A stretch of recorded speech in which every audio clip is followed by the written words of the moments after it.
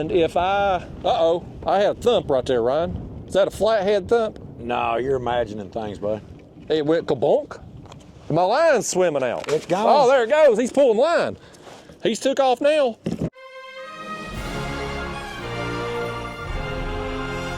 Hey y'all, I just got on the water a few minutes ago and unfortunately didn't get the camera on in time to watch this guy try to cast and backlash himself, whatever the heck he just done. Professional grade. But nevertheless, we out here now. Special guest, although he's not very special, Ryan Bortz, blue collar fishing over there, standing up and doing a bow. He's in the Bonafide XTR 130 kayak now. And what you see right there is exactly what I didn't like about it. You ain't got no leg room when you turn the seat around. I don't know how you can sit like that all day, I don't Ryan. sit like that. I sit like this. I don't know how you could sit like that. I mean, it's a lazy boy. Well, either way, we out here, by gosh. We own Chickamauga Reservoir. I ain't been down here in forever, it seems like. I don't think Ryan's been down here since last year either, have you? Last time me and you fished here. Yes, that was like last spring, summerish. So anyway, we're into March now. The bite's starting to pick up throughout the southeast. So we thought, well, we'll come down here and check it out today. He was going down to Chattanooga and making a trip back home, and so I met him down here, and here we are. So I'll show you on the graph here, best I can with the glare. We're right on this ledge. This creek behind us comes out. The old original creek channel comes right out here and dumps out right there where we're anchored down at. So we're gonna drop some baits down, 42 feet of water. I got skipjack cut up here. I'm gonna run 2 rods today. I'm gonna get y'all here in the chest while I put them on. I got a head and a chunk. Ryan's got 56 rods over there, so he'll be able to throw out more baits. I got 3 rods. 3 rods. You got 6 rods, I'm counting here. But there's only 3 in the water. He's got Kentucky math going over there, folks. He can't count.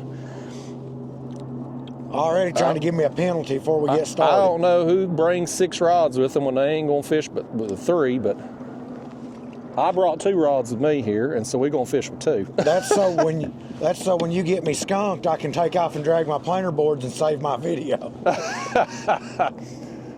You know, Ryan, he's a planer boarder. So there we go, folks. That's the first bait right there, skipjack head. Got that on a Carolina rig with a 10-aught size circle hook and a Catfish Sumo bait stalker fly. Now wait a minute, that counts as 2 rods because it's 2 hooks. Your math is wrong again. Tennessee, you can have 3 hooks per line there, buddy. See, I'm shorting myself a hook. Yeah. Well, we got that down. Let's get the next one now, and then we're gonna sit back and make fun of Ryan for a few hours here until he gets sick of us and pulls out his planer boards and goes doing what them planer boarders do. There we go. Them scales off there. This is the exact same rig. The only thing that changed was the bait on the end of it there. We'll do a head and a chuck. Here come the helicopters. Yeah, here they come. We just had Tits McGee and the cruise liner go by. Now we got helicopter flying over. I like to have as many interruptions on my videos as possible, Ryan. No matter when or where I fish, I like to have... You gotta have something to keep people entertained since you don't catch anything. It keeps them from not having to hear my voice the whole time. So yeah, we out here, folks. You got what, 2 suspended and 1 cast out? Yeah, I just got a 3-way rig threw out in the middle of nowhere. So we got 5 baits here in this one area.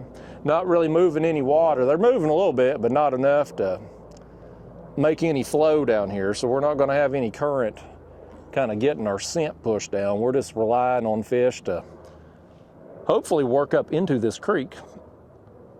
It's a warm, sunny day. I mean, we're in March. What is it, about 75 degrees today? I mean, I'm sweating out here. Yeah, it was. Well, you're wearing a long sleeve shirt.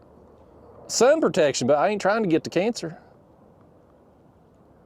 I'm surprised you even got shoes on. Well, I had to work this morning before I left the house, so I had to crate up all them planer boards off the drying tables. How long did it take you to drive to Chattanooga? About 4 hours, 20 minutes, I think. Why don't you just send that crap UPS? It'd be like $400. Well, you need a better deal with UPS. Plus, I need a reason to come to Tennessee and fish. I mean, We done gave all our fish up to the pay lakes, so. Y'all out there needing you some B-Cat planer boards right there. Ryan's doing his part to keep the cost down by dodging UPS. Yep. The UPS man don't need no money. I do. Plus, if I didn't bring planer boards, your audience wouldn't be looking at me right now. So I'm doing them a favor as well. I don't know that they're coming out the winner in this. Neither am I. I feel like they're the winner, so that's all that matters. Well, I forgot how long it took me to drive down here. I was thinking it's about an hour. You said an hour, and I was like, Yeah, it's more like an hour 30, hour 45, depending on traffic. Which I made pretty good time coming down, but still. It was farther than what I remember. You wouldn't have came if you remembered that extra 30 minutes. I probably wouldn't have, no. I mean, it was a good bite we were on last year. Every time I come down here, we was catching fish. But that's them. I caught a fish there in 1942. Yeah, that's exactly right. Every time's a little different. I've had, you probably noticed that too, but like I've had places that will perform around the same time of year for a few years, and then they just gone. This place here in the heat of summer, I've never not done really good. Now, I may go to this creek, or it may be one of these creeks, but there'll be one of them. Yeah. Yeah, last year when I was fishing down here, it didn't matter which of the three I fished. It was, you're going to catch something there every day. I caught a, yeah, it was this creek, as a matter of fact. I caught a 65 here with Daryl back in the winter. We was dragging this ledge. Ryan likes that old dragon and planer boards. That trolling motor may be taller than you, Ryan. Well, it's my twin. Is it made for a pontoon boat? It's made for a boat, but I wanted to leave it long because I'm not sure if I'm going to keep it. I mean, it looks ridiculous. Yeah, it's doing good right now, the spot lock is, so I may, but I didn't want to cut it down if I was going to sell it, so. Yeah. You know what I didn't like about, I had that Minn Kota on the autopilot kayak. And when I was like doing a cruise control type thing, trying to set a speed, and a gust of wind would hit me, it wouldn't compensate fast enough. Yeah, the motor guides are the same way. Well, I think my motor guide does pretty good. They are faster. Well, look at that, Ryan. They racing over there. They don't got no stickers, though. Neither one of them's got a sticker on the side of the boat. They ain't gonna win. There ain't no winner coming out of that, but they definitely racing.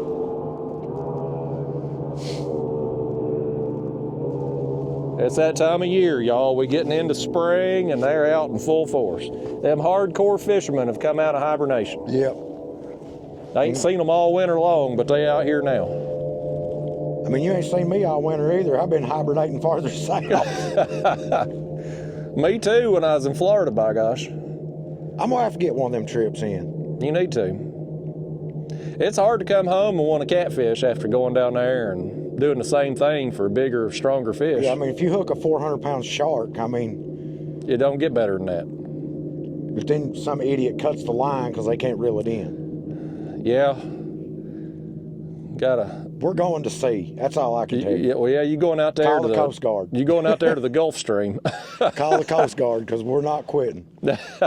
He says that now, folks. You heard him. We'll take him down there to Bahia Honda and let him hook into God knows what. I have switched over to the Catfish Sumo rods now. About time. Should have got you some of them Gollywhopper rods. He can't use a rod with my name on his pride. There ain't no way I was listening to that. His pride wouldn't let him do it. We'd be fishing with cane poles first. I did use one of them year before last when I beat the snot out of you on. You wanted to beat me with my own rod. Yeah. Yeah. Where was we? Oh, we was in Ohio at Channel Cat Central, Sandusky Bay. Oh, yeah. I figured if you was gonna catch channel cats and be mad about it, I was gonna whoop you with your own rod and just dig it in a little deeper. Well, I mean, if the weather's okay, I'll probably go up there this year. It's fun for me for about 4 hours. Yeah. And then how many 20-inch fish can you reel in? Yeah. Well, if the tackle's appropriate, I think it'd be more fun.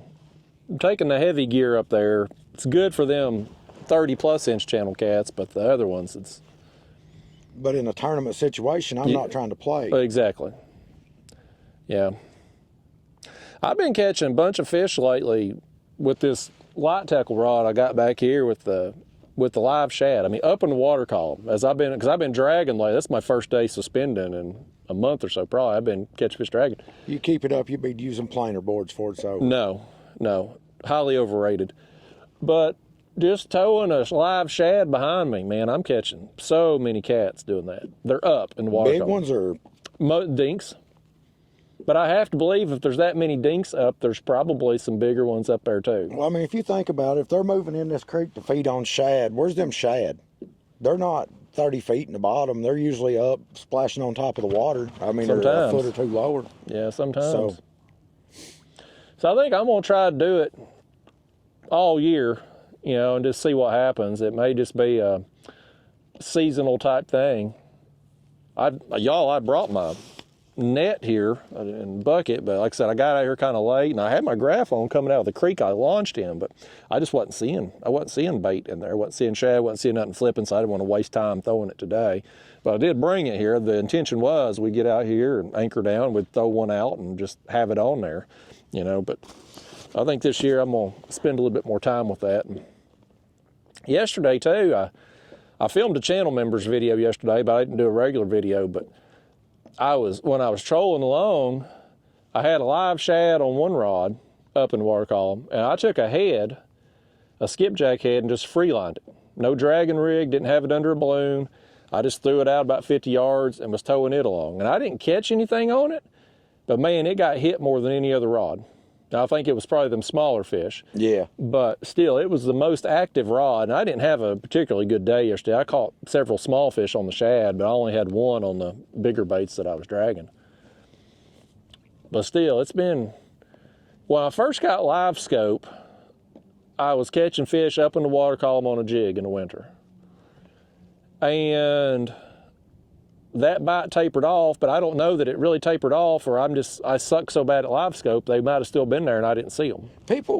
It gets a bad rap for making it shooting fish in a barrel. Oh, it ain't, not for me. But it takes some real skill to put that transducer on something. Yeah. Judge the distance and the side to side of where you're throwing that bait. Yeah. But when it's working, it is the most fun thing I've ever did. It really is. Yeah. I really enjoyed sniping, but I don't like riding around for 30 minutes and not being able to see anything. I don't like that downtime. I want that constant action if I'm doing that. But so maybe the key to that is use your sonar and find a group or an area where there's several fish. Maybe. And then pull in there and target that area and just snipe the individual fish out of it. Maybe. But like the fish I've been getting, like, of course, I mean, they're up, but like my regular 2D graph, I'm seeing bait balls, like schools of shad as I go over, but I'm not seeing a lot above it on the graph. And maybe it's just because they're so high up, the transducer beam's so narrow going down, possibly. But either way, it's been fascinating. You know, over the weekend I had that really good day. I caught some big fish, got a big striper dragging, but that other rod, I caught 30 total fish in 4 hours, but probably 7 or 8 of them was dragging, and the rest were on the light tackle rod, and it was just constant, non-stop. I bet that striper was fun. Yeah, I knew right away. It's like that ain't a catfish. It's pulling too hard. The jolts, you know, the head shakes. But I caught that one. That was my biggest one I've caught this year. It was on a body section of skipjack, but I'd caught 2 more last week or the week before doing the same thing, dragging. And I don't know, I've caught stripers dragging before, but it ain't like it's not a pattern. It's not a pattern, like it's more of an accident. But the fact I've got 3 doing it recently makes me wonder something. I've been using them inline sinkers, and I'm wondering if it's because maybe they're just a different action on the bottom somehow, that maybe the stripers are more keen to hit it, or it could just be blind luck. I just happen to be right place, right time, and I guess time will tell. If I keep catching them, we'll know something's up. I don't think I caught a single striper at all last year. I've that I can never caught remember. one catfishing. You what now? I've never caught one catfishing. I used to catch them regularly, but I was fishing more upriver then, and I was fishing on bottom more then. And I tend to fish shallow a lot. Yeah. Well, I think them stripers, I think they are shallow more frequently, but I think they're higher up over deeper water. Yeah. And my baits are generally 3 feet off the bottom. I mean, most of the guides, the striper guides around me, when you see them out, they're pulling skipjack under balloons or planers. Yeah. So, I mean, they're keeping their skipjack up in the first 5 to 8 feet of water probably. And that may be just because that's where the active fish are. Could they be. move up, feed, and move. I don't know. I've think wanted to something striper fish, but it's a whole nother deal. And yeah. Well, I've pulled big swim baits and crankbaits in the summer months at night and caught stripers intentionally.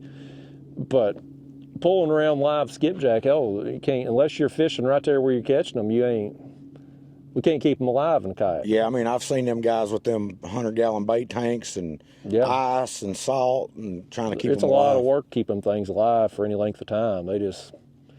It's tough. So it's not really something that I can do. I mean, I can keep shad alive for a little while, but not going to be able to do the skipjack.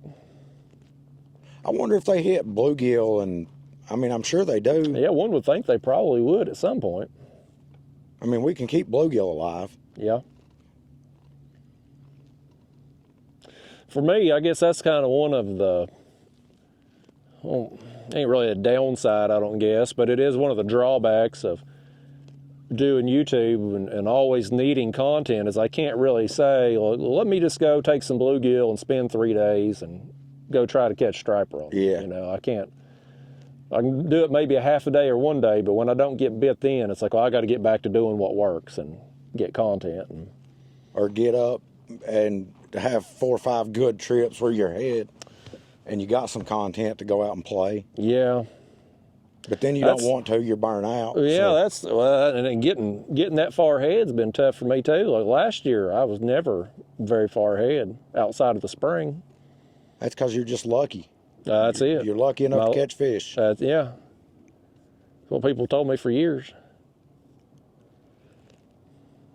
But I think next year, I talked to you about it, I think next year I'm going to take January and February, part of March, completely off and just fish off camera, do some stuff that I want to do. I may film a little bit, but just hold it, not be beholden to a schedule there them months. That way I can try some different things and live a little. Maybe spend a little bit more time in Florida, but instead of posting them, then save them videos and sprinkle them in throughout the year. Filler content. Filler, yeah. Because, like, you know, every year Discovery, or maybe it ain't, I think it's Discovery Channel, they do Shark Week, right? Yeah, that's Discovery or History or one of them. I would assume people they're putting it that particular week because it obviously works for them. But yet, that ain't a time of year where I'm going to be down there shark fishing. So I need to save some shark content, I feel like, to throw in that week or around that time. I don't think me or you, either one wants to be down Florida that time of year. Yeah, I imagine it'd be pretty hot. Someday I hit the lottery, I'm going to live down there about 6 months and live here in Tennessee about 6 months. That's what Lindsay's aunt does, the one I was telling you I can go down there and stay with. She does, it basically goes off the temperature. When it starts getting cold up here, she just leaves and goes down there. That's the way to live. But then you have 2 houses to keep up. And yeah. Well, I mean, if you was printing money like you are selling them planer boards, it wouldn't matter. You wipe your ass $100 bills. If I could figure out how to get content out of making planer boards without giving up how to make the planer boards. Yeah. Yeah, I don't know that you want to give up proprietary stuff on video. That would be the way to do it, though. Sit there and talk while you work. Do them TikTok lives or whatever. I'm just not that entertaining to people for TikTok Live. Yeah, me either. Hell, I ain't entertaining for this crap. Little bass fisherman over there behind us pushing buttons. He's marking something. I thought my trolling motor was beeping at me. I was trying to figure out what was going on with it. He saw your kayak with 57 rods, and he's like, man, them guys know what they're doing. I'm going to mark this spot. I mean, that's what it's all about. If you don't know what you're doing, just look like you know what you're doing.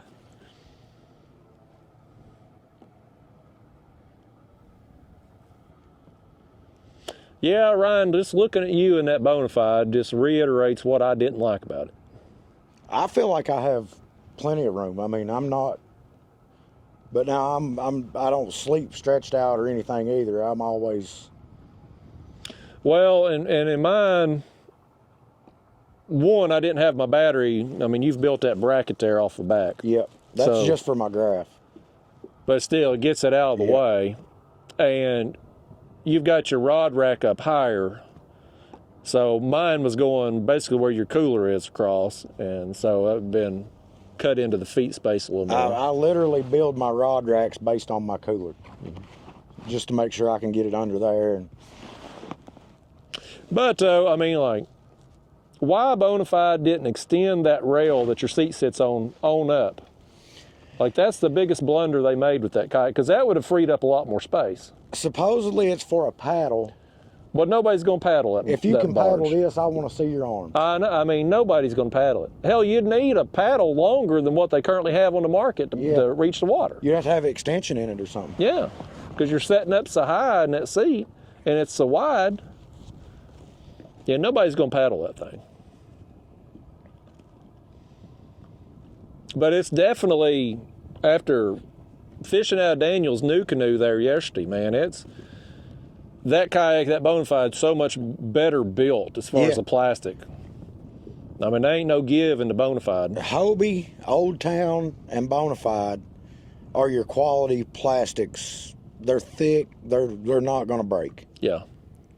Native's pretty good too, but they're same factories making Bonafide. But at the same time, if you're somebody like you that wants to be able to drag your kayak down the bank somewhere, most of those kayaks are heavy. I mean, even that one is pretty heavy for what it is. Yeah, oh yeah.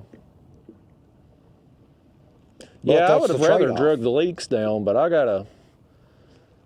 got an idea on how to mount rod holders better, but I got to have somebody make it for me, because I ain't good at that kind of thing. What about your buddy that's fixing your trailer? Is he a fabricator too? Well, I ended up taking my trailer to a shop. Oh, okay. Because Ace could weld the fender back on, but that shop down there, they're going to replace the whole fender. Okay. So I'm supposed to get it back here in a couple days. Until then, you're stuck in pedal mode. Well, I don't mind it. I like pedaling. I like my Lynx better though. I love this kayak, but I like the Lynx better. Being in this kayak today, this is the first time I've been in it in months. Not only is the pedaling different, because I'm used to the Hobie again, but the steering, the Lynx is so maneuverable, and this is faster than my Hobie Pro Angler as far as turning, but it's still need a wide berth. The PA-14 is a big kayak though. Yeah.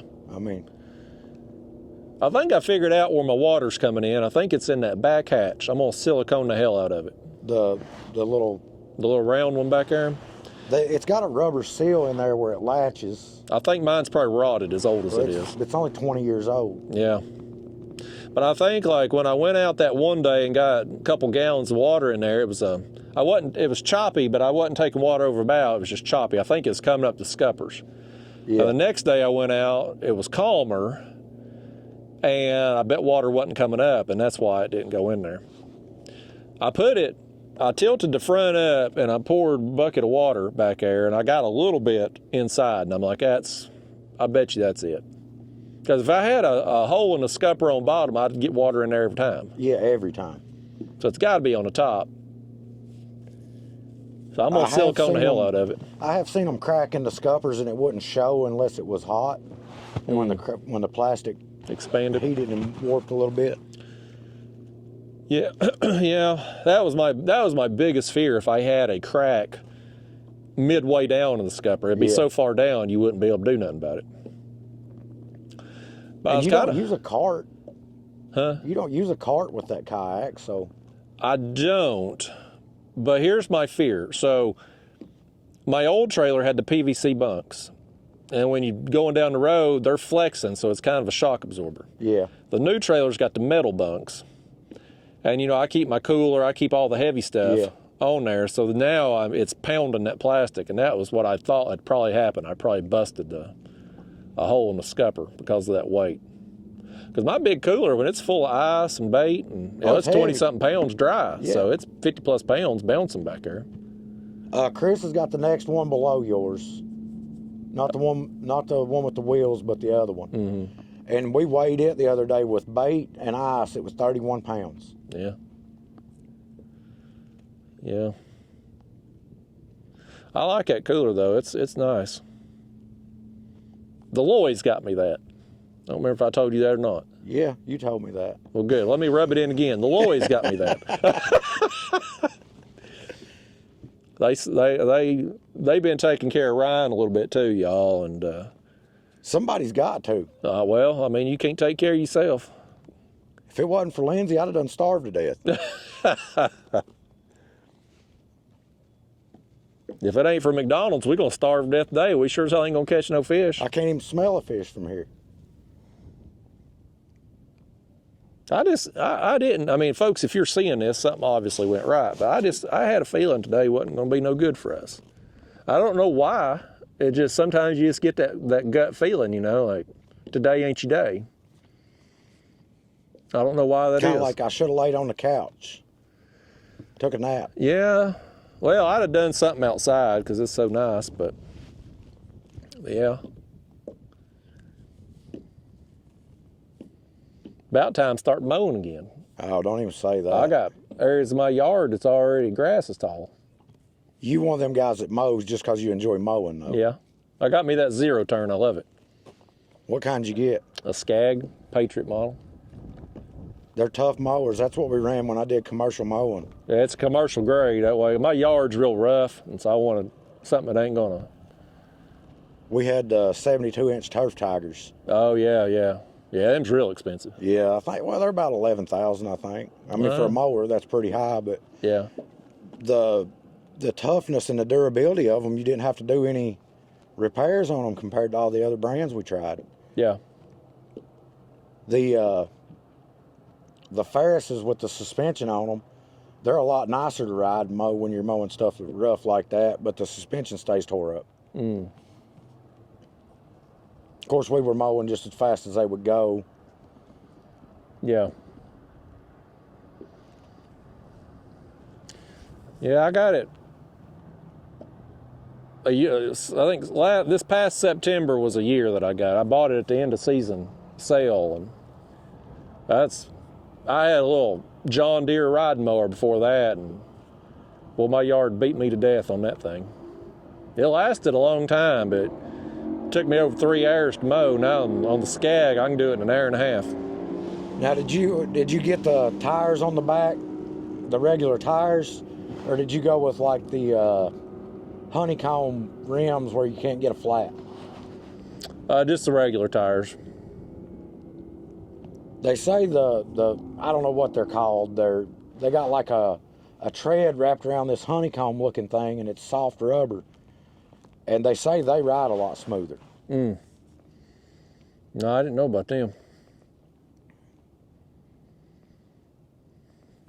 I ain't made no modifications to it. I was gonna get a ball so I could pull my trailer, but with the way that zero turn is, I can put my sprayer where I put my feet, because I got a big 15-gallon sprayer when I do weeds around the fence. I set it there, so I don't even need that trailer anymore.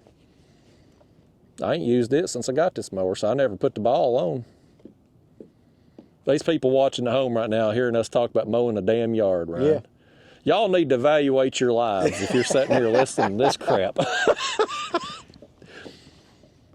We're manly men. We talk about mowing our grass. I mean, Well, I'll admit, I'm between mowing and planting the garden, I'm a little bit excited about it. I like when I get to mow my front yard in the spring because I've got that kind of like Bermuda grass type grass in it, and it stripes up real pretty. Oh yeah. It just gives you a sense of accomplishment when you go back out to the curb and you see it all striped up nice and. Yeah. I got just weeds in my, but they're green. But they're green. It don't matter. You can't eat it, so. Yeah. I mean, I guess you could, but I don't advise it. I mean, you never know where Daphne's peed and pooped, so you might have a little seasoning on it if you tried. Extra salty. I got me a new neighbor in front of me now. I don't know what the hell's going on there. There's a different car there about 3 days a week, and they ain't there all the time. I don't know what the hell's happening. I'm that nosy neighbor, though. I'm looking out the window watching. My house came with a built-in security system, but he passed away this week, so. Mike got ran off from there at my house. I sent him there while I was out of town somewhere, and he was coming to meet me. I had him stop by the house, and my neighbor wouldn't even let him in. I'll be damned. He called me. He said, "Hey, your neighbor won't let me in over here." So I don't know. I'm gonna be in the same situation. I don't know what I'm gonna get. Probably some Yankee. Worst case scenario is daughter stays there. That'll be the worst case scenario. Well, she probably needs that money. She'll probably sell it as quick as she can get out from under it. His farm equipment's already gone.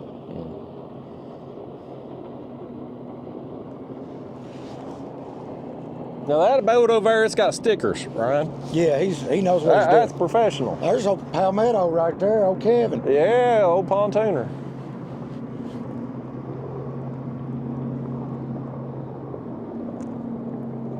Yeah, I don't know how them guys do it in the pontoon boats. I mean, I think that would be, the maneuverability, I would think it'd be more difficult to fish out of a pontoon boat. So you basically have to get where you can go with the wind and use a drift sock to keep you slowed down. So you're extremely limited on what you can do and where you can do it. What size drift sock would a person need on a pontoon boat? I've seen guys with 2 5-footers out the back of them. Well, that don't seem very big. I mean, I don't know how big a one do they make. How big a one can you pull back in? Well, hell, I don't know. I got like a 4-footer I use on mine. They got to be using bigger than that. Yeah, surely. I guess so. I've never looked into it. I've seen a guy that was using 2 5s. I think I was here when I seen that guy. Well, as many boats as you see here, it's quite possible.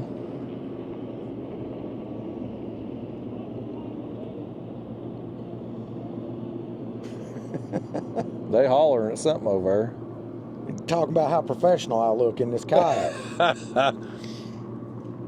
I'm surprised you knew you was going to be on my video day. You didn't wear some kind of jersey. I only wear them on tournament day. Well, you missed an opportunity.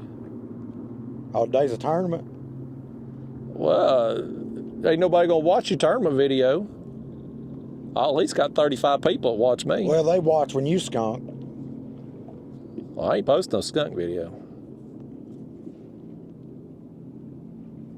You won't even fish them because it's raining, so. If I can't film, by gosh, I ain't going getting wet if I You need a can't little film. windshield wiper for your camera. I do. That's a good idea. Get some kind of squeegee, camera squeegee.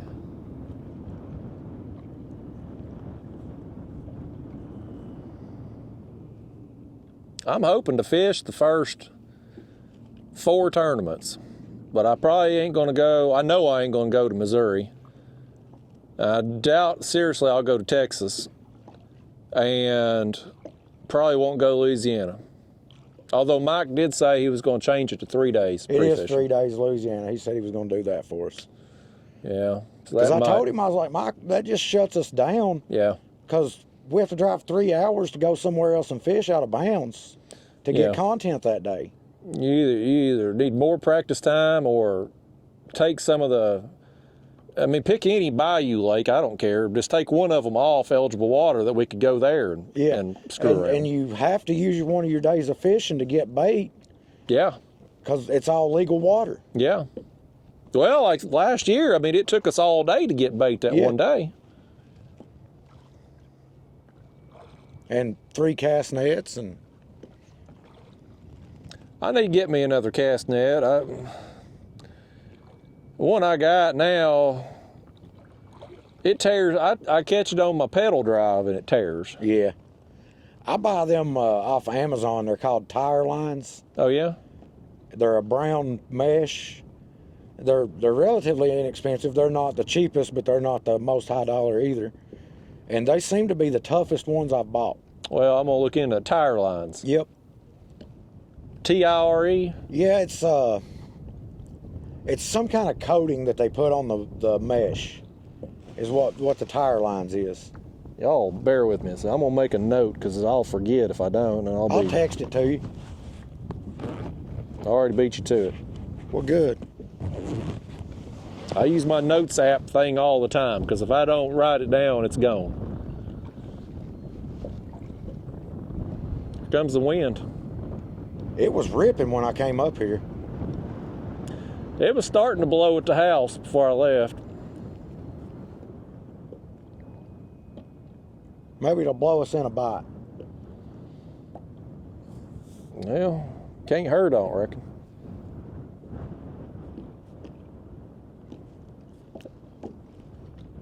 We've been at it 36 minutes, Ryan. When are you going to catch fish? As soon as you turn that camera off. That's usually when it happens, too.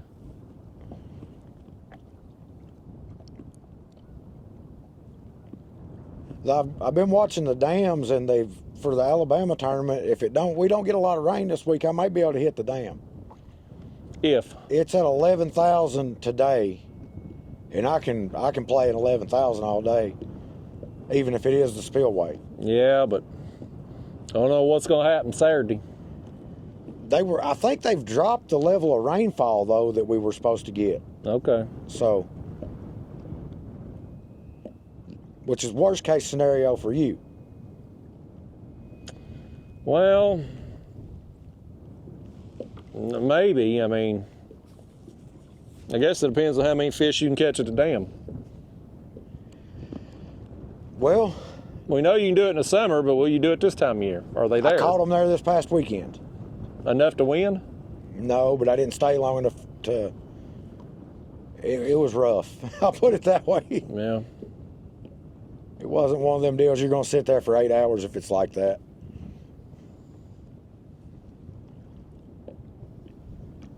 It was worse than the roughest water on Sandusky Bay last year. So. Another tournament I smartly set out last year. Yeah. That one didn't hurt you none for points. No.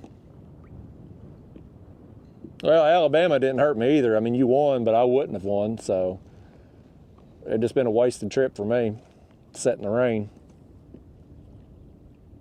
We all know you fall in the river when it rains. South Carolina's the one that hurt me. Yeah, you was making on them 3 bites. I mean, that was, you took a big gamble there. I found out what I seen out there that day actually wasn't jugs. It was markers for trot lines, what I was told. Okay. Commercial trot lines, apparently. I didn't know that was even a thing down there. Yeah, well, I didn't either, but they were all in a row, which makes sense. But yeah, I picked a bad area because fish prey on damn trot lines. And what's crazy is I would have been in the same area had I not got ran out of where I tried to launch from. I'd made such a long run to get out there. I was committed. And, of course, I had battery issues, too. It's amazing. Yeah, it's like the frog in boiling water. You don't realize how bad it is until you get a brand new battery, and suddenly you can go 4 times as far. My batteries are just, both of them, different brands, had just crapped out. Well, they're rated for so many charges. Well, they all tout 10-year warranty. Yeah, I've not found That's bullarchy. Ionic is the only one I've seen honor a warranty. Yeah. I'm just getting the cheapest batteries I can get from now on. I've got the Power Queens in here now, and they seem to be all right. I mean, they may crap out today on the way back, but... Well, that's the thing. Like, all these batteries are great for the first couple years, but then they're like a lead acid. They just won't hold a charge. My one cheap ones I got from Amazon, they stopped working in the heat in the car, is what got them. Oh. And there was 4 of us using that same brand battery. They all went bad right around the same time. Oh, damn. Well, fortunately, prices have come down so much, it ain't as big a deal now. Yeah, I got these 2 Power Queens, I think, for $500. I get emails from battery companies all the time wanting to send me something in exchange for talking about them on video. I fortunately got a bike coming here again soon. Old Daphne the dog earned me a little money. I thought the bike people done quit on you. Do what now? I thought the bike people had already quit on you. They had. But I guess spring rush, here they come again. If you live somewhere in the city, you could legitimately use those to go bank fishing a lot. I mean, where you've got easy access. Yeah.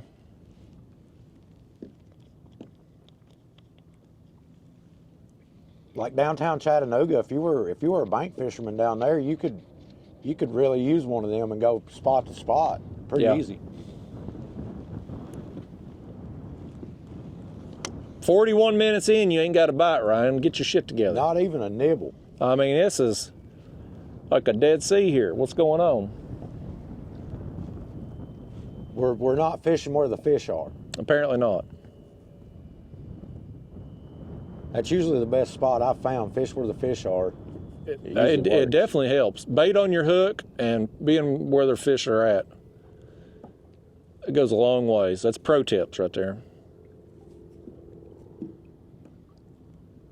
From proven champion.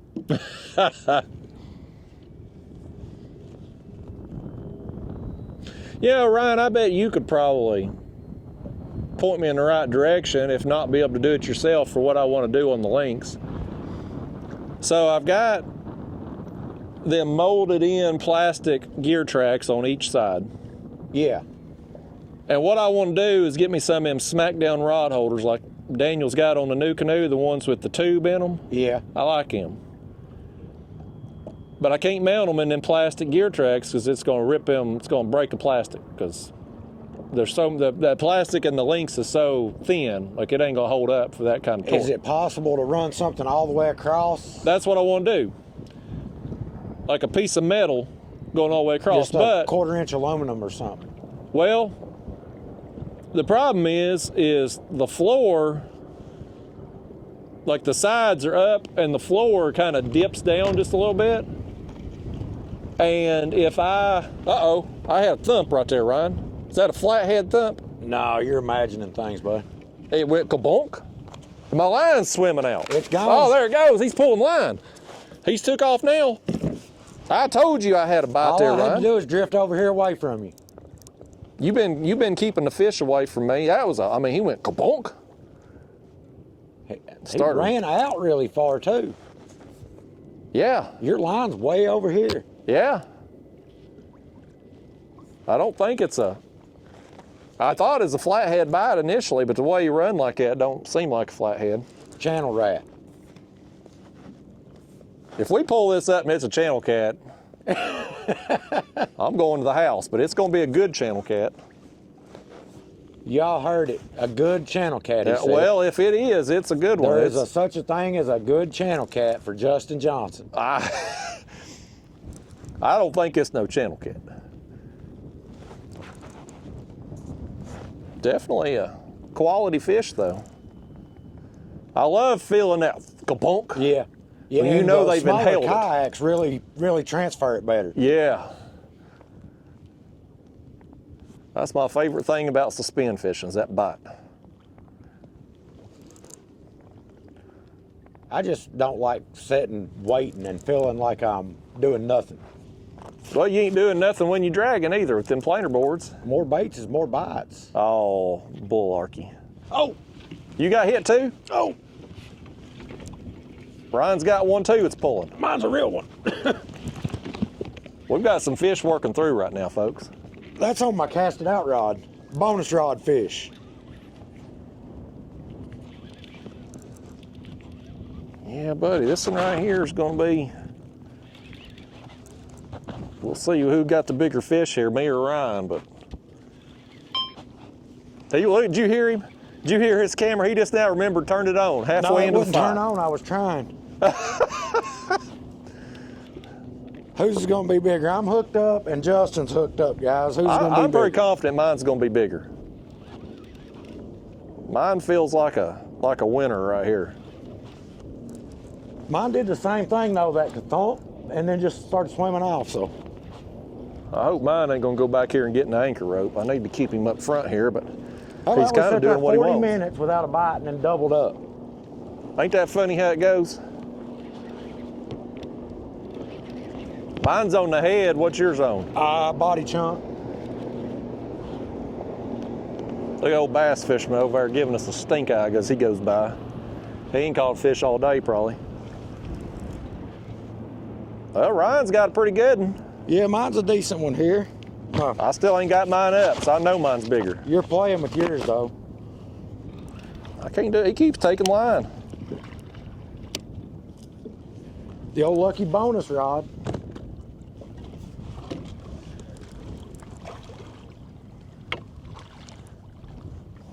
Tighten up a little bit more on him, but Yeah, mine's a pretty good one. I mean, yeah, I see it over there. It ain't no It's monster. good. Worth the wait. Oh no, I feel him rubbing.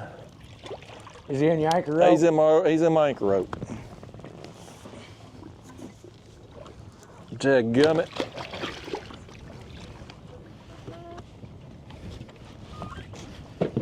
Feel it rubbing down there. Hopefully he'll come out of it. This one's gonna be big enough to be worth having to pull the anchor up, but. Well, mine's front camera worthy. I'll see some big bubbles coming up right there.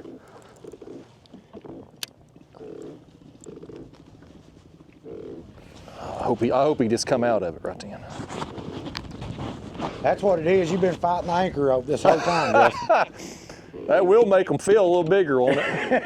Adds about 10 pounds, doesn't it?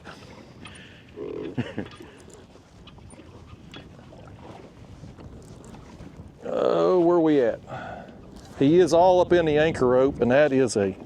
Oh my gosh, he just come off.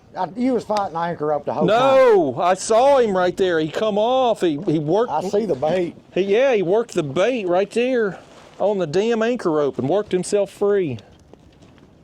Golly, boom. I hate it when that happens. The rope slid down and popped the hook. I got him up to right there. Works just like one of them hook poppers. It does, yeah. That's exactly it. Golly, boom. Well, I got a fish to show my people here. I don't know. Oh, man. There he is, guys. Let me get my... Not the JJ Golly Whopper, but it's a decent fish. He No, lost we just his lost over the there Golly playing Whopper around. right here. You want to show your people what a fish looks like? Look at Ryan's thing over there. Dadgummit, I'll never hear the end of it. Bad. It's always bad when it happens. It's even worse when it happens with somebody. You ever watch Ricky Bobby, Talladega Nights? If you ain't first, you last, buddy. Yeah, that guy. Now you know what it is like for someone truly better than you to defeat you. Let's let him go, guys. Oh, there he goes. Bait He's up ready there. to go. Make it easier to get there. Oh, Golly, Justin's over there having skunk soup, getting untangled out of his anchor rope. You know, I told you, I said, when we got out here, I said, I wasn't feeling it today. And that right there, the universe was talking to me before I got out here. It told me that was going to happen. Yeah. But you Dadgummit. see, people, the reason he lost that's he had the Golly Whopper rod. If he had the Catfish Sumo Master Series 2.0. You didn't even reel that fish in on a Catfish Sumo rod. Oh no, that was on a Mad Cat's bumping rod. Yeah. You advertising the wrong rod. Yeah. Yeah, that's what I use for a bonus rod. But we're gonna go get this bait back in and see if we can get another one. Lord. I can't believe that, man. What bad luck. I got just a glimpse of him. It was a big one. You spoke that into existence. I know. Dang, man. Now everybody sees why I beat you on tournament day. Man. He's Y'all, going that's so a fast, he's gotta disappointing stand start. up. He's so fast he's got to stand up to drive that boat. I mean, he's hot-shotting down through there. I bet he don't lose a fish in an anchor rope. I ain't never seen anybody drop an anchor rope going 40 miles an hour. Dang, man. Well, you saw it. Was it big? It's a big one. From what I could see of him, he's big.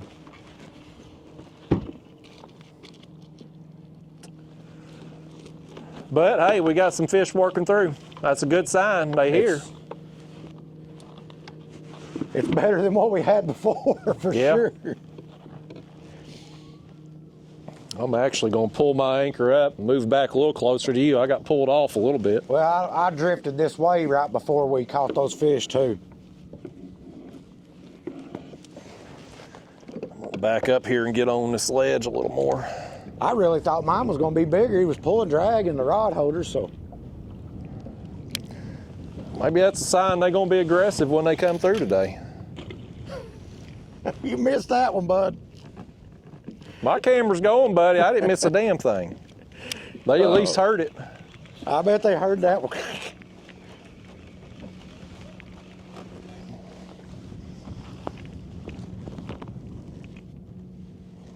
I told you I wasn't feeling it today, Ryan, and I think that's what it was. The universe just told me it wasn't my day.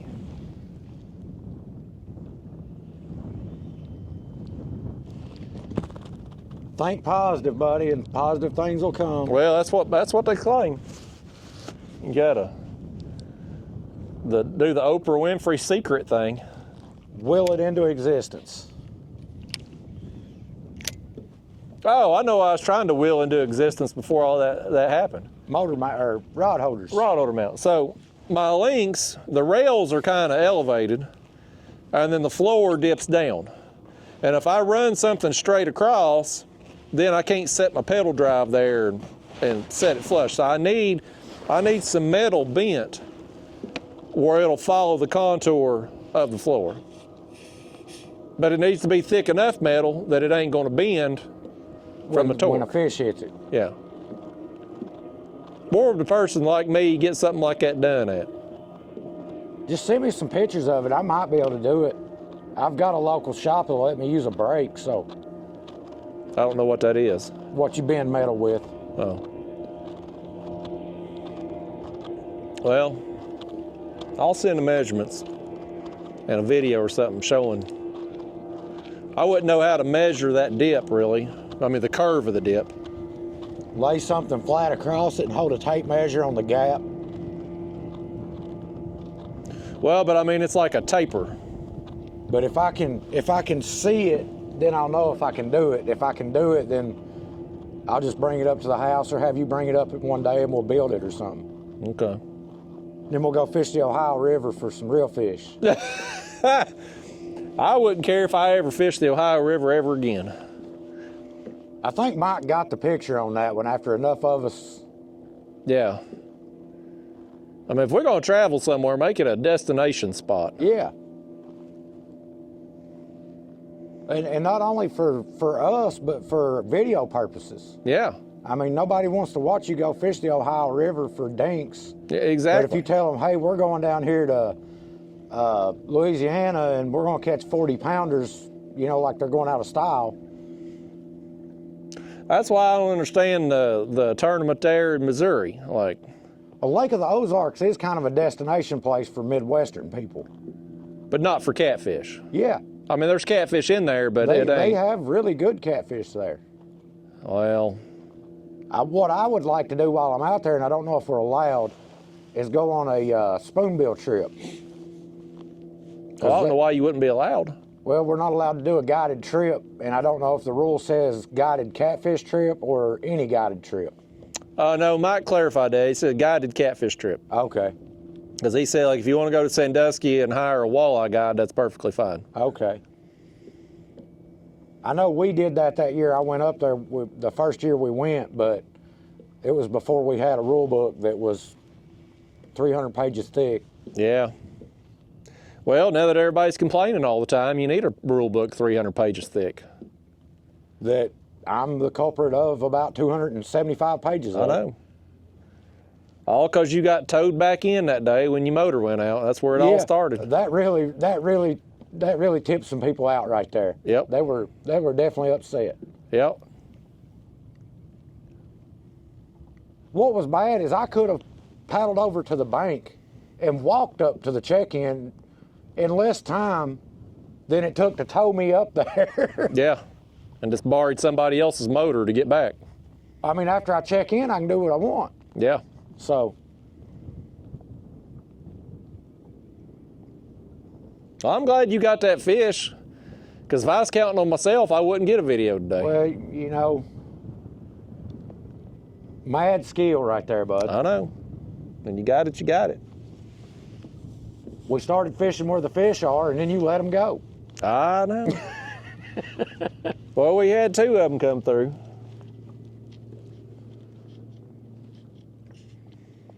There'll probably be some more. I imagine as it gets closer to sunset, it'll probably be a little bit more active. It's got to be heating up in backwaters today as warm as it is. It has to be. When I fished the weekend, it was water temps was still like 50 degrees, so it's going to heat them up quick on days like today. I'm at 56 water temp right now. Mine says 54.9, so it's all right. Of course, I ain't been down here to know what the water temp's been this far south. Last week in Alabama, it was just 54. I don't know, like Alabama, how cold they typically drop in the winter.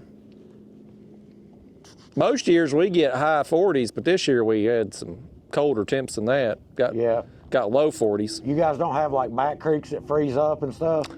Most of the time we don't, but there was some ice this year in places. My entire lake where I fish at home was froze solid. I mean, I wouldn't try to walk on it, but yeah, it's the first time I ever seen it all completely froze. Yeah, I was glad I went to Florida during that polar vortex.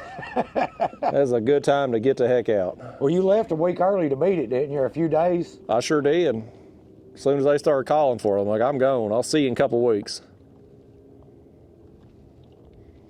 When it's warmer. So me and Chris went to Louisiana, and we were down there and literally fishing without our shirt on. I mean, it was nice. And when we came back, Mississippi, we dodged some tornadoes. Nashville, it was raining. I mean, hard rain. Then by the time we got to Bowling Green, it was snowing. We get to my house, it was 17 degrees and 6 inches of snow on the road. You should have stayed in Louisiana. Well, Chris had to get back. I was prepared to stay. You need a better travel partner. What's he going to do with his new canoe? Do what? What's he going to do with his new canoe? That's his spare kayak in case somebody wants to go with him. Oh. You had the chance to buy one and you let Floyd have it.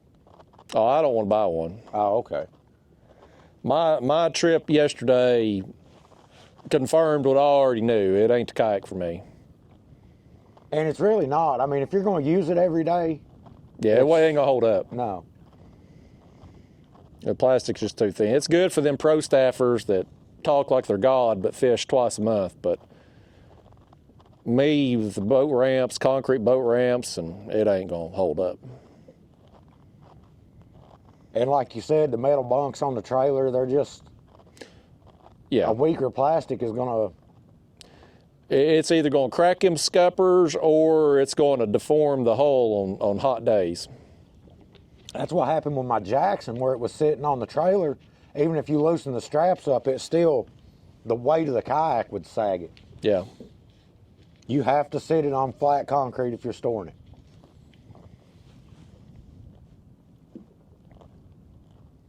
And you was talking about a warranty department. Theirs is crap. Yeah, I've heard a lot of bad things about Jackson's warranty. I've been hearing a lot of bad things about Hobie's warranty right now too, which I think they're on the verge of bankruptcy. You're going to have issues when a company changes hands, though. Yeah. I mean, that's expected.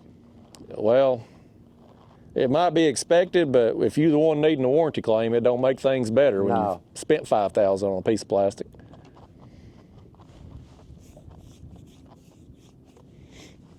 But with that said, I have no buyer's remorse over that Hobie Lynx. Now, granted, I bought it used at a big discount, but still. That's the best thing Hobie's ever made. Now, they don't even market the damn thing. It was still basically new, wasn't it? Yeah, the guy used it like twice. He got it for his kid, and his kid never was using it.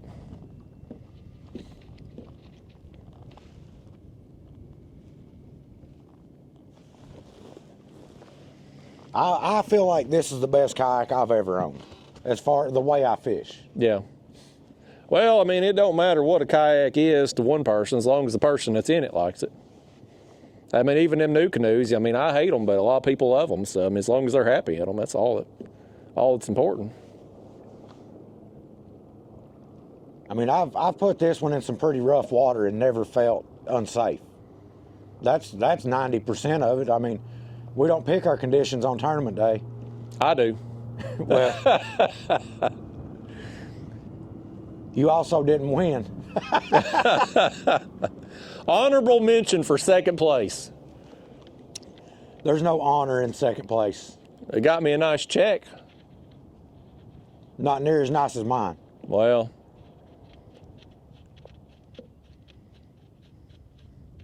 my video from Louisiana is like my top performing video right now. Still, at this point. Really? Yeah.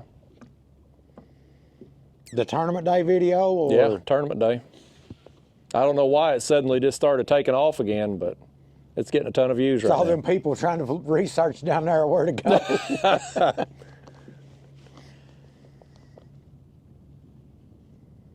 That's your next destination catfish spot. Yeah. It probably already would be if it wasn't so far of a drive for most people. Yeah. For most cat fishermen, it's a haul. What's bad is the worst time to be there is in the wintertime as far as the fishing goes, but the best time to be there for the weather is in the wintertime. Yeah. If they had built a boat ramp about every 4 miles down through there, we'd have it made. Yeah. Well, Mike's allowing outboards now, so.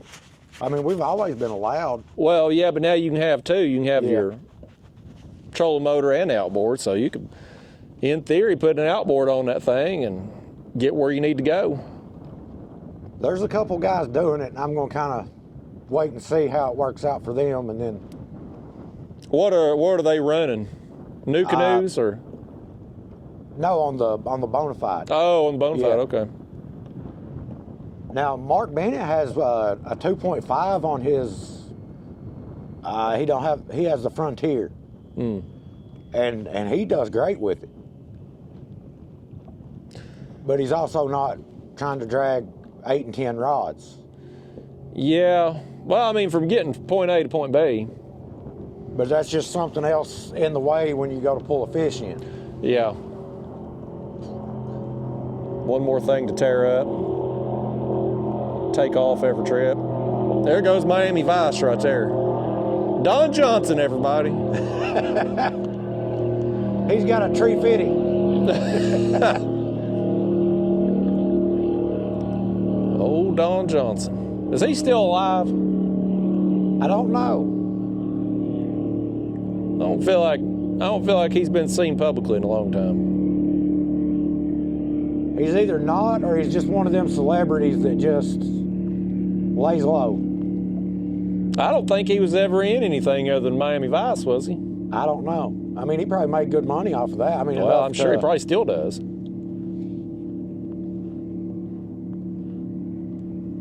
Where are we at on time? I may switch out my baits. Been an hour. I'm gonna put on fresh head and chunk, I guess.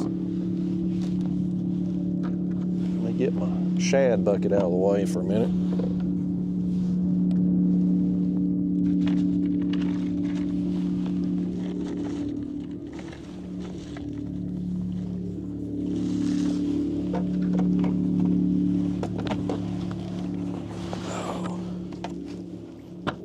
Well, if it's been an hour, we only got about 30 more minutes before we both hook a fish again. That's the pace we're on right now.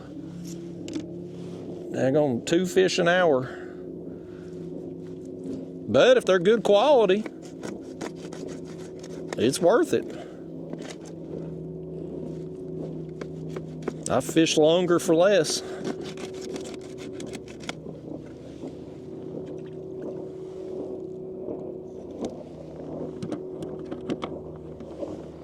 Uh-oh.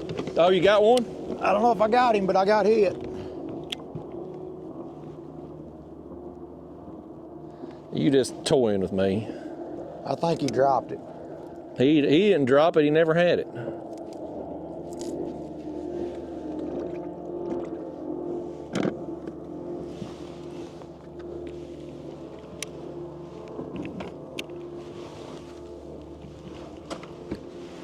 Okay. He definitely hit it. No, he didn't. You don't know what a bite feels like. It's one of them Justin Johnson pick it up and drop it fish.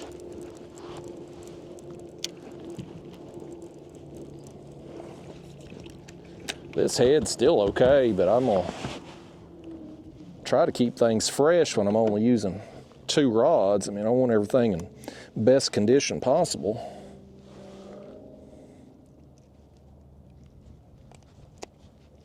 Okay. Send that back down. We'll switch out our chunk. About every hour we'll switch out. Got plenty of bait, so no need to be finally got you to concerned. give me some bait this time. That's a. I know. I wouldn't say I gave it to you. Bill's in the mail. That don't mean I'm gonna pay it. Well, That's be like the every electric other bill company. you got.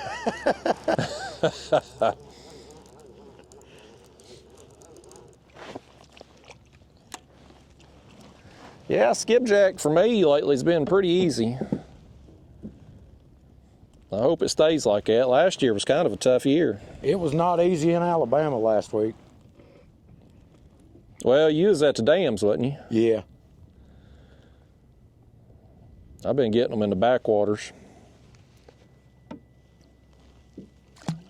But now these warm days should push them up to them dams. Yeah, if it stays warm like this, we'll have an early spawn. If, though.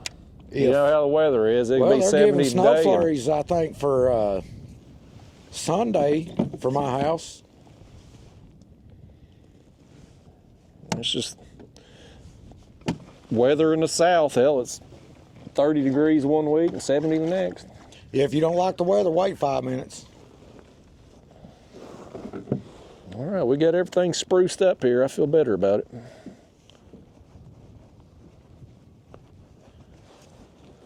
Ready to lose another one. You what? You ready to lose another one? You damn right. It's fun, at least while it lasted. Might have been your personal best right there. It could have been.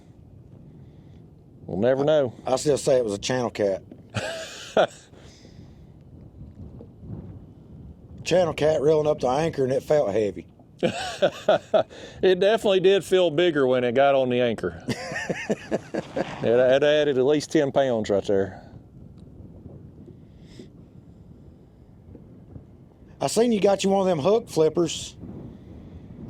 Yeah, it works good on the small ones. Yeah, I don't imagine you'd be able to flip a 50 around in a circle that way. No.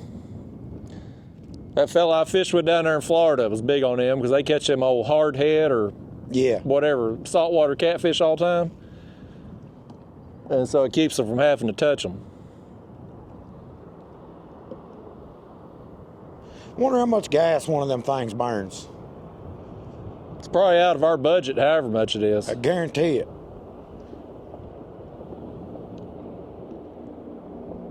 I Like bet it's a lot, mile- though. A mile per gallon, though? I mean, It probably ain't much. Probably no more than 2 miles a gallon.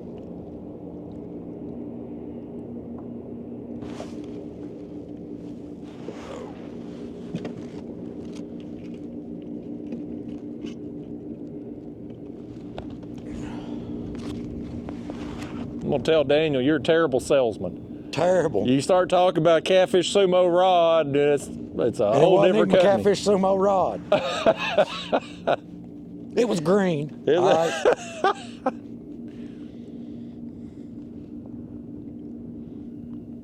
I wish he'd come today. I don't think he's been fishing in forever. Probably the last time we got him out. Yeah, probably was.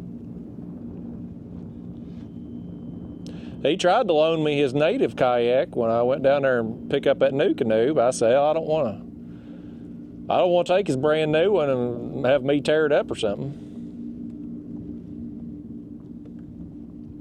Well, his new canoe's brand new too. It probably ain't been on the water 3 times. Well, it was used when he got it at least, so okay. I feel better about it. I did though, hell, I guess my trailer, I hauled it on my old trailer that I still got my jet ski trailer, whatever. Yeah. I guess the vibration, hell, I vibrated the bow mount plate. I noticed it was loose. I had to screw it back in. The steering handle was loose. I had to screw it down, and the seat about vibrated loose. Don't take it to Louisiana. Everything on it will be gone. Everything on it be fall apart. That is a good thing about your new trailer. It's heavier. Yeah, it don't won't vibrate bounce. near as much. Something else too. So yesterday was when I took that new canoe out, was the first time I had pulled that small trailer with the truck.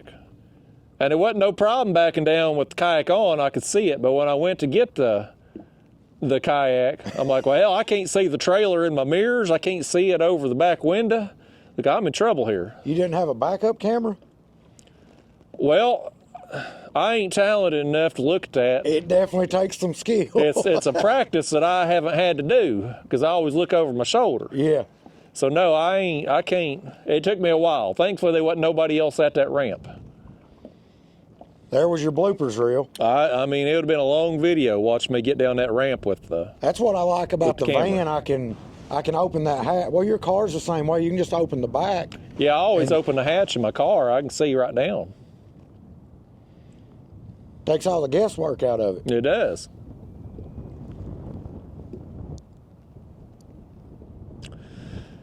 Yeah, I probably won't fish out of that new canoe no more. I wanted to try it, but after yesterday and getting so frustrated with the steering because the rudder ain't worth a damn, I'm like,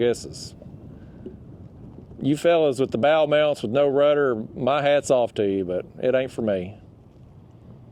Yeah, I don't have an issue with it, but I mean, if I'm fishing, I have a drift sock out, or I'm in really fast current where it's going to keep it straight anyway.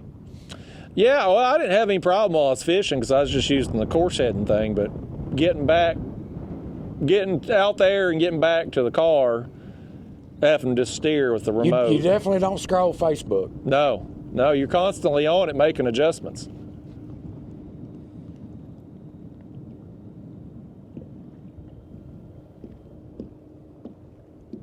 Was that the only 2 catfish in here?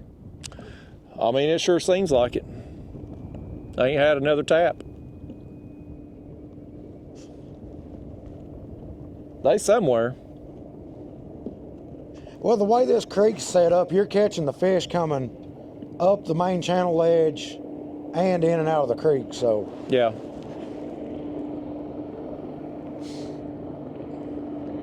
This time of year, hell, they may be in the very back of this thing, or they could be hunkered down for all we know.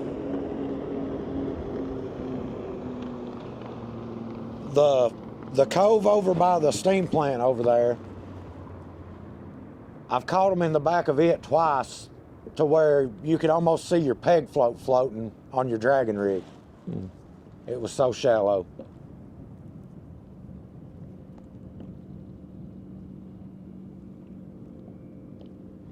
So when they're back there shallow like that, that makes me think, like, if we had a big live gizzard shad on, I bet they'd nail it. Oh, yeah. Well, my thing with the live bait, they don't smell it as far away. Yeah, you're not gonna have the scent trail necessarily. Yeah. So basically, when you're dragging, you're spreading a scent trail the whole time you're moving, just like if you're fishing in current. Yeah.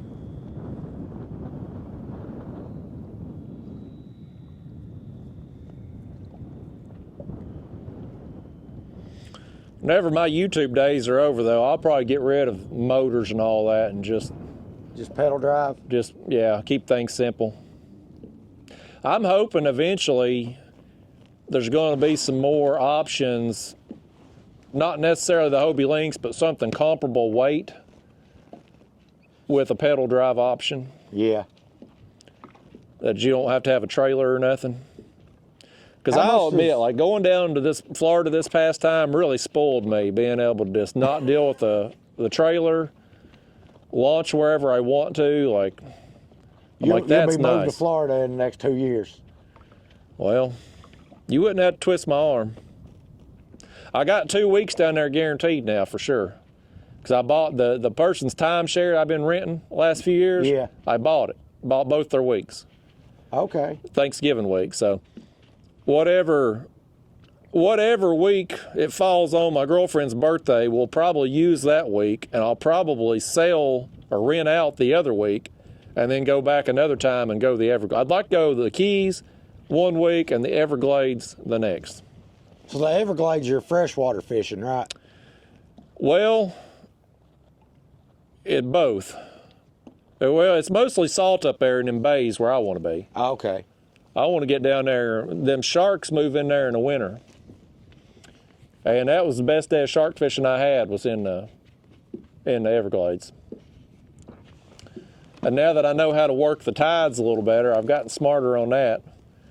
I've been looking for an app, but the only thing I've found is my Lowrance unit has a tide chart, but I don't know how to set it for different places. It automatically goes to where I'm at. But I don't want to go out to my garage or go out to my kayak to look what the tide's going to be every time. Well, they post all that stuff online. But that fishing guide I was with down there, he kind of taught me, like, you want to go out the last 2 hours of one tide to the first 2 hours of the next. That's going to be your... That flip, yeah.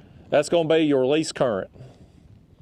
Or least, because, I mean, in a pedal kayak, if you get down there like Bahia Honda, man, that current's 3 miles an hour plus around them bridges. Like, it's fine if you're in a boat with a motor, but pedaling, yeah, you get a hook something big and get towed out, like you're going to be having a hard time getting back. Keeps you young. Yeah. So now that I know kind of when to plan my hours to go, it's going to be a lot easier. And that I went to that Flamingo Park of the Everglades, which is way at the very back. It's 40 miles back in there through the swamp. But it's got a real nice ramp, a nice place to put in, and I go out about a half a mile, and right there is where I want to be for the sharks. I mean, it's perfect. Bait's easy to get there. But I want to stay, it's 2 hours from where we're staying at in the Keys. So I'd like to stay somewhere closer to there for a week. I mean, you probably just find an Airbnb close to there somewhere. Yeah, somewhere in Homestead or Florida City would be ideal for there. Plus, there's a bunch of them canals up there in Homestead, too, that are freshwater. It's going to have peacock bass and all that I want to explore some more. I got a lot of fishing I want to do down there, Ryan. I'd like to go down there and get on a tarpon from the kayak. Well, I mean, it could be done. They down there. And it'd probably be one of them deals you just go pay a guide and kind of learn for a day and then go try to repeat it somewhere else the next day. Yeah. I don't know if it'd be frowned upon or not, but that place over there, God, I'm having a brain cramp. The name has escaped me. But tarpons are their attraction. It's a restaurant, and they got a dock, and you can feed the tarpon. And so me and the girlfriend, we went out on it. It's like $5. They give you a bucket of these bait fish. They look like shad, about 6 inches or so. Ryan, I thought there'd be a few tarpon out there. They were stacked so thick, biggest tarpon I've seen in my life. They were easily 100-pounders under that dock and around it, because they're just getting fed all day long from all these tourists. Yeah. But you can fish right out there, like it ain't roped off. Like so I'm like, is it frowned upon to just obviously you can't launch there at the restaurant, but I can launch right above the bridge right there in front of it, and I'm like, be there in just a minute. yeah, I'm like, I'm wondering if this is like, I mean, they're gonna call the Coast Guard on you? Like, is it legal to do there? I mean, there's one way to find out. I mean, better to ask forgiveness than permission, right? Yeah, I mean, I'm not from here. But them fish, right? Like if we just got near that dock with a piece of cut bait, because they're sitting there eating the dead fish all day long. Yeah. Just throw it out there and you're going to get it smoked by a big tarpon. I mean, how dangerous would it be to be there at night? Well, I don't know. Well, I don't know what time that restaurant closes. I imagine 10 or midnight probably. But for me, getting out there with all them big hammerheads and all that down there, like things go bumping tonight, I'd be terrified. Yeah. I'd be absolutely terrified. Or before they open. Be there at daylight and fish it before they open. Yeah. I don't care if they frown on it, as long as they don't write tickets. Yeah, that's the thing. Well, and the thing too, like them tarpon, I mean, they're fighting each other every time somebody's dropping a bait down there. Like when the restaurant closes and then people leave, do they pull out or do they stay around that dock all the time? I wonder if they got lights that would attract I think they fish. do. I think they do have lights out there. If they're allowed to have lights. I mean, I know it's lit up for the restaurant, but like some of them areas, like you come through that one part there below Isla Mirada and the street lights are red because of the sea turtles. Oh, yeah. That messes with their nesting or something. Yeah, it can be done, and that'd be the place to do it right there where all them tarpon are at. And I saw a bunch, not this past year, but the year before down at Bahia Honda too. I just couldn't catch any of them, but I could see them coming up and rolling on the surface. They cast for them a lot, don't they? Ain't that how they catch them? Well, I mean, they cast and retrieve lures. Some people do, but... And flies, they fly fish for them. When I went down to Puerto Rico, I think it's 2014 or 15, I went down to Puerto Rico, I took a guided tarpon trip. And that guy fished basically like we do catfish. He threw out live baits, just freelined them, 3 rods off the side of the boat, and we drifted down this canal and caught tarpon that way. So, I don't know the best way to fish for them. I know if you did that in the Keys, you'd be sharked in no time. That's okay too. Because that's what I was catching the sharks on. That's basically what I was doing, throwing out live baits and just drifting.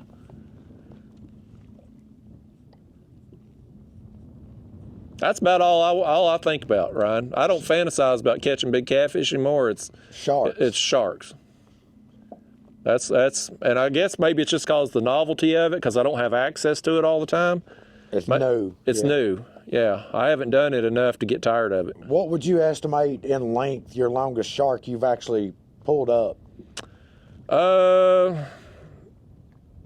would say that hammerhead I got there 2 or 3 years ago was probably 9-10 foot range, probably. Oh, that's huge. I mean, that's as big as your kayak. Yeah, it was pretty big. It took me.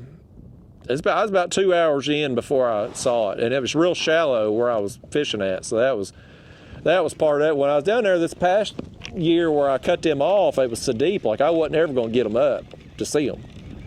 If you fish in shallow, you can at least tire them down and get near them where you can see them. Yeah, or at least pull yourself up to them. Yeah.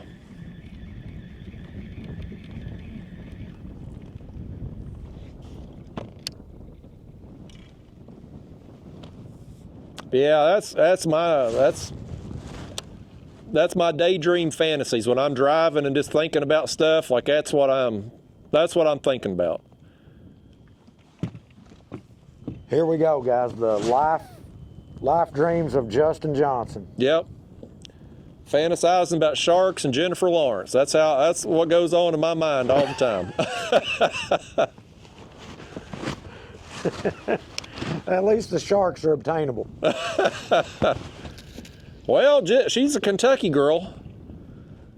So if her and her husband ever get divorced, I'm going to slide in them DMs.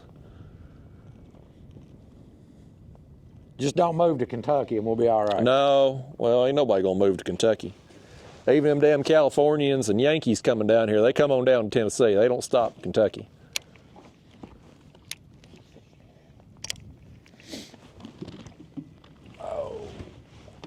Figure I'll check and see if I got bait on my rods. Well, anyway. ain't nothing hit them. I don't know why you wouldn't.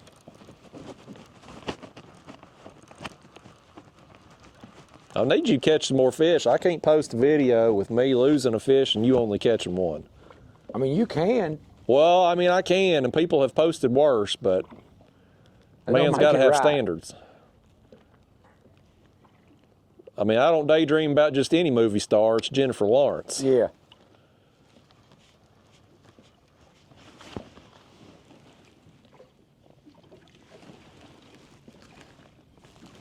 I was kind of experimenting to see how far out I could get my rods on the rod rack, and I got it right on the border. You're going to have a big fish hit and lean too far one time and end up in They that just water. pull drag. I mean, Did you end up buying that Bonafide that you sent me a picture of? no. I'm looking at that. I'm looking at getting a new one of them. Is what I'm thinking about. If I could get committed to going to Florida down there, I would buy that and leave it. Yeah. There's another, it's a Crescent. I forget the name of the model. It's very similar to that Bonafide. I'm kind of wondering if they're not the same owners of the company. Yeah, I don't know. I don't know where Crescents are made at. But like Dusty at Raccoon Creek, he sells both brands. Yeah. So, Yeah, I'd like to have like that Bonafide style, whatever model that is. I forget what it's called that you sent me, with a pedal drive. You know, that way you're adding on a little bit more weight than the Lynx, probably maybe 20 more pounds, but you've got the pedal drive and you got a little bit thicker plastic. I mean, it's like everything else in the kayak world. It's sacrifice one thing to gain another. Yep. But like you said, that extra 20 pounds, I mean, It's nice loading up a 47-pound kayak, especially if you got to pull it a long ways. and then you don't have to charge batteries or... No batteries. I am going to take my power pole to the Everglades next year, though, because I'm fighting that current, and then you get up some sharks, and it's pretty tiresome. And it's so shallow in there, I'm gonna utilize that power pole.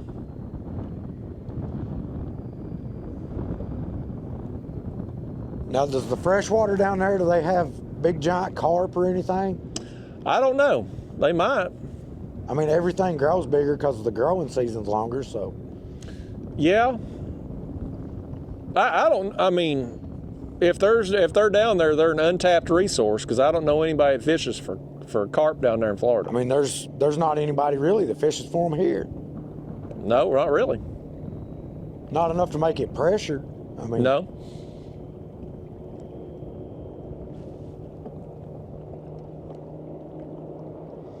Are they racing, or one of them just getting his doors blown I off? think one of them's getting his doors blown off. I hope he ain't racing, because he's getting beat bad if he is.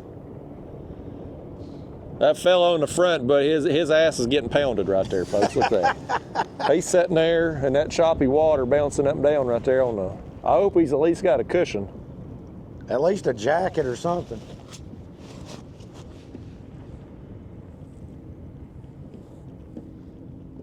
What's your bucket list fish, Ryan? Like, you can mark alligator gar off now, but like, if I said you can go anywhere in the world today, what's the number one thing?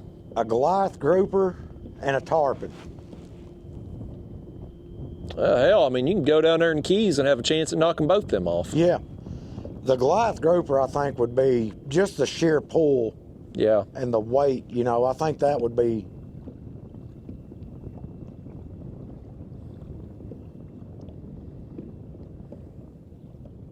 But Interesting. in all honesty, it was the gator guard. Yeah. until I knock that off. Yeah. Are you going to Texas for the tournament? If everything works out, I will. I kind of feel like, I owe it to Andrew. You know what I mean? Like he's. Yeah, that's my only even desire to go, is because he's come up here for all the other ones. I mean, if he wasn't a good dude, I wouldn't care. He's genuinely a good guy, and I feel like they'll have a good turnout down there. I think he's got a good core group already established. Yeah, I mean, there's obviously a lot of catfishermen in Texas, because that's the bulk of my audience is in Texas. The core group he has down there, I feel like will make a good turnout, even if most of us don't go. Yeah. Well, you go down there, you can hook up with either one of them Gator Guard guides or just go wing it on your own.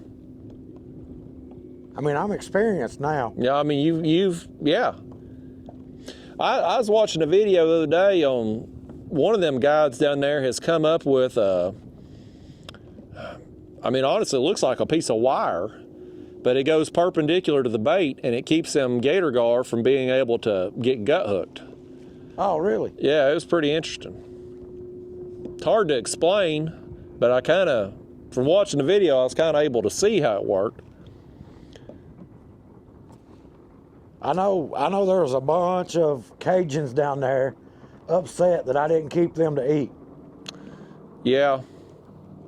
Well, I think them Cajuns eat everything, though. Yeah, their first question when you shoot something or catch something is, what's that taste like? Yeah. Yeah, it's a different culture down there, that's for sure. If you can't eat it, they don't got no use for it. Yeah. It'd be interesting to see, though, how with that fishery kind of getting some notoriety now, Yeah. if all the pay lakers don't start just going down there. And I think they've already started.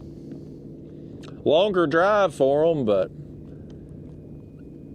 I've been thinking, and most places I've seen, it's illegal to transport live fish across state lines. but ain't nobody enforcing it.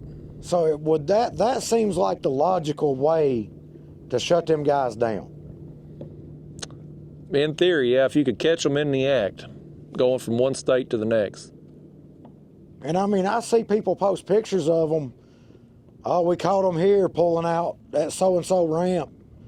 Instead of posting that on Facebook, if you could get a hold of the right wardens that cared, or some young warden that was just out to bust people, trying to make a name for himself, that would be the route to stop it. But now I don't know the laws, and I don't know, they may get permits to do that. I don't know. Well, in that situation with the law and stuff, you might not even need the warden. You might just be able to call regular cops, potentially. But like you, I don't know. I'm ignorant on the laws and stuff. Because, everybody on Facebook's preaching, we need regulations, but they can't enforce the regulations that they have, so... Yeah. And that's what our fishing license pays for. That's Allegedly. where that money's supposed to go. Well, yeah. That's where it's supposed to go.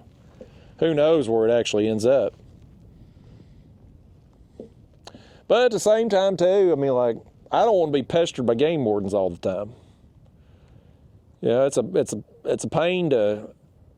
Nobody wants to be pulled over by the cops. No. Whether you're in the car or on the water. And if like your local game warden, if you had a game warden that was on your local lake there at Watts Bar, if he was there every day, he's not going to stop you every time he sees you. He's wasting his time and yours. Yeah. But, I'd never see them anywhere. And but that's part of the issue. Well, it is, but like these pay lakers, when they come in, they ain't coming in broad daylight. They ain't coming in 8 to 5. They coming in the middle of the night. But they can. I mean, who's going to stop them if they did? Well, yeah, I mean, exactly. But they'd just go, I mean, you just figure out when the game warden's hours are. If you ain't got but one in a region, then go after hours. I mean, I don't think they work a set schedule. Oh, I don't think they work night shift at all outside the holidays. They might be on call. I think in deer season they out patrolling some. I've seen a lot of them at 9, 10 o'clock at night. Well, ain't that they care more about the deer Yeah. than the fish, and the deer, God Almighty, well, we got our deer population. It's ridiculous. The road going up by Del Hollow Lake. Oh yeah. Yeah, you don't speed going that way. No. No, that area out there, it's just the forest. Yeah, there's nothing. Yeah, it's the middle of nowhere. That's part of the appeal of Del Hollow, but also too just. I had never noticed it, that little town right when you get Burkesville. Yeah. I had never noticed that there's a sign there that says the fishing capital of Kentucky. Well, I'll be damned. But Somebody made that a regulation. On one side of that, you've got Del Hollow, and then on the other side, you've got the Cumberland River and Wolf Creek Dam, and then Lake Cumberland's right up there by that. So that would make sense. Well.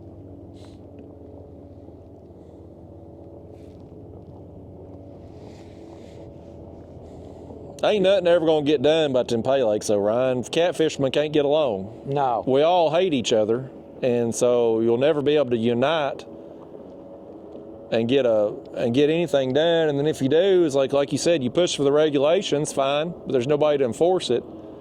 So. And I mean, if it's a money issue, if you band the whole catfish community together, like you were saying, we could take up a pot and pay for the game wardens for a year. I mean, between everybody. Well, but I'll push back on that, though, because how you going to get that money? You're going to raise fishing licenses, and as soon as you do that, everybody's going to be complaining. But they still got to have them.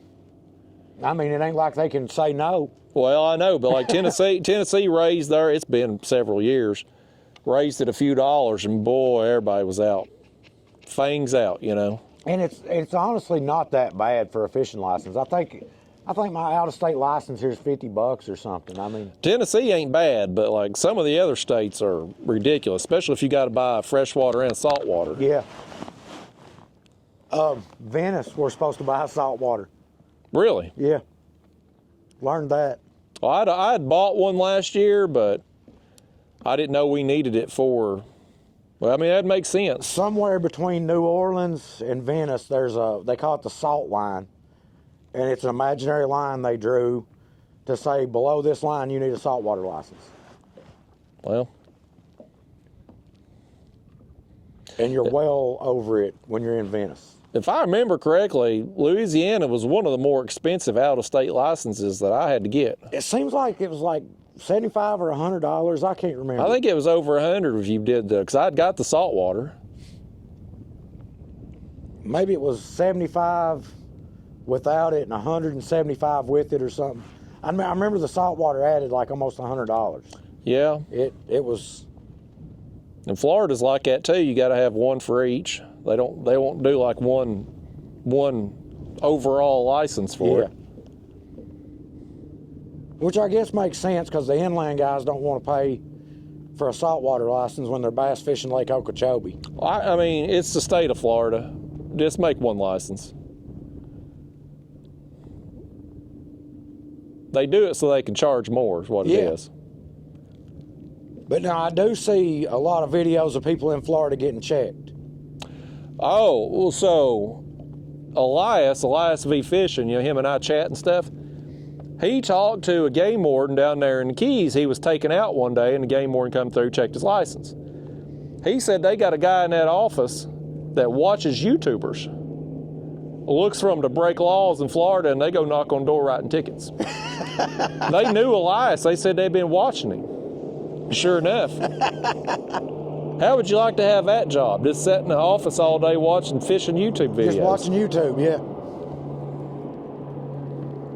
Yeah. Well, all your audience that was fussing about you doing stuff down there wasn't legal. I guess we would know by now. Well, I'm a long drive for them to come knock on my door. Well, they would probably just send the paperwork and have your department. Yeah. Yeah, I don't know how that would work. But they definitely watching, and apparently they've got their own YouTube channel. Elias said, where they go out there and bust people on the bridges and whatnot. They film it and post it to why their. wouldn't they? Oh, I got a hit. What? One of them got hit, Ryan. It's a far one. Yep, there it goes. There it is. Oh, he buried it too. Okay, come out of there, Rod. Where's mine now? It's your turn, Ryan. He's gonna take some drag now. You just keep him over there. Where we at on time? Boy, we averaging about a fish an hour here, Ryan. Well, we're professionals. We're coming up on the 2-hour mark. We're going for quality, not quantity. It's that kind of day. This is gonna be a good one. If I can keep him out of the anchor.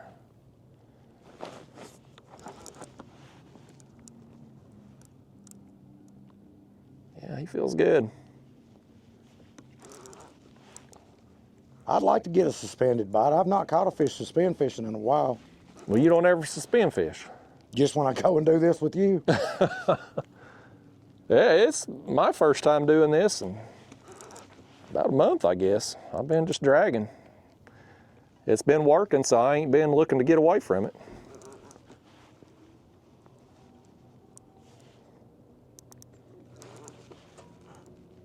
Imagine what you'd do with some planer boards. Oh, God. I'd rather just not catch fish. It's the worst idea you've ever had. You need to just let me make you some Kayak Catfish planer boards. You just want to make money off my names, all you want to do. Why wouldn't I? At least he's honest about it, folks. You don't even have to use them. Just let me sell them. Get a picture of my face and put it in front of the boards. No, they wouldn't nobody buy them then. There's a reason your camera faces away from you.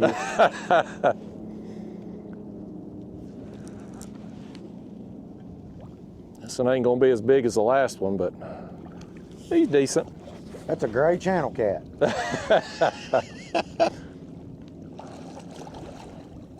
At least I'm gonna get to land one today. Not yet. Yeah, not yet. You're I better still not jinx it. catching. He ain't caught yet. I better not say it till I get him in hand. If you had a net, you'd probably already had him. Well, nets are like planer boards, overrated. I've never lost a fish landing it with a net. Well, you ain't giving that fish a fair chance then. I don't want him to have a fair chance. Come on in there. I got him, Ryan. I got win. one. The skunk is out. 2 hours and 47 minutes later. It only took half the day, but by gosh, we got us kind one. of knew it would probably be up later in the evening before it picked up. So Yeah, I imagine it will get better as the day goes on. Closer to sunset. it ain't gonna get much worse. Yeah, we've set the bar so low. There we go, folks. I'm excited about catching a fish, getting my words fumbled. Finally got one that I can land and worthy of holding up. Much smaller than the one we lost, though. That's for dang sure. At least this one wasn't smart enough to go to the anchor rope. Nice. Still fun. I felt him hit. I felt the bite. I felt the kabump. Now, is that a larger dink or a smaller fun sizer? I think that's a solid fun sizer right there, Ryan. That's how I'd classify that. Solid fun size. I've only been watching your videos for 4 years, and I think your size requirements change by the day. It changes by the day, you know, whatever I need them to be. Yeah. That's the beauty of being the one who makes the scale. You make the rules there. Exactly. Change it as I go. Let's get us another bait.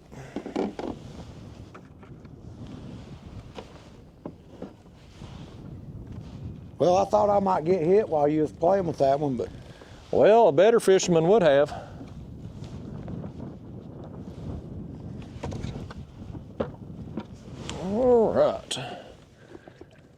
rejuvenated me a little bit, folks. Rejuvenated. Yeah. You're made young again. I mean, when I'm driving home tonight, I ain't gonna be thinking about that fish. I'm gonna be thinking about sharks, but still. No, I'll make sure and call you and remind you about the one that got an anchor rope.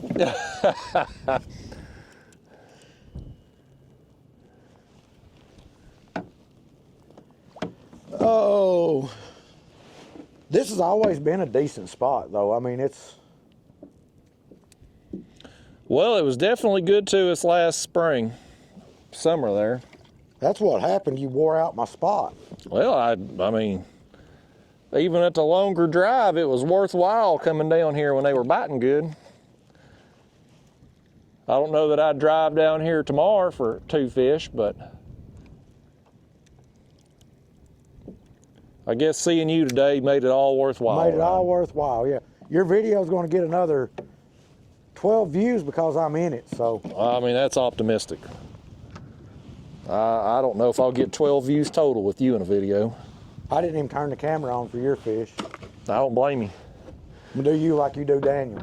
You said if you got 1 fish today, you was getting a video, so your video's already made. Yeah, and I'm not putting any of your fish in it. So. Good thing is ain't nobody gonna watch it anyway, so. Them 300 people greatly enjoy it. I don't know where your numbers come from. Of course, the Loys are probably 265 of them. Yeah, they're just running you on a loop probably. That's all right. Their dogs are entertained.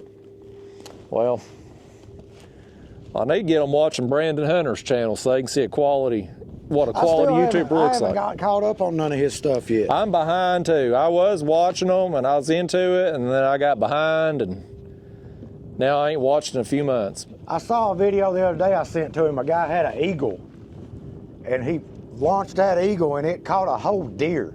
Really? Yeah. Dang. He's good at that stuff. He's pretty good at YouTube too. He's got a good personality for it. He's good at talking and explaining stuff. All them years as a cop's finally paying off for something. But his channel's doing really good. He had that one video get a bunch of views. He blew right past you. Yeah. And he's put out more videos than you. That don't take much. Like you said, I set the bar. Ryan here is going to be a full-time YouTuber last year, puts out all 38 videos. I counted them, I can tell you it's 38. But I made 1,090 sets of planer boards, so. Well. I'm way more better at that.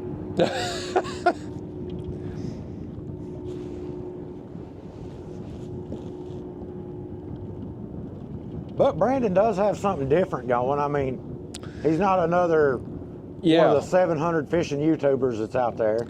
Yeah, I don't know how big the falconry genre is, but I can see him breaking out of it. I've never been into falconry, but I watched that. Yeah, it's interesting. Yeah, he's good enough talker and personality. Like, I think he can get out of that genre anyway and get more mainstream.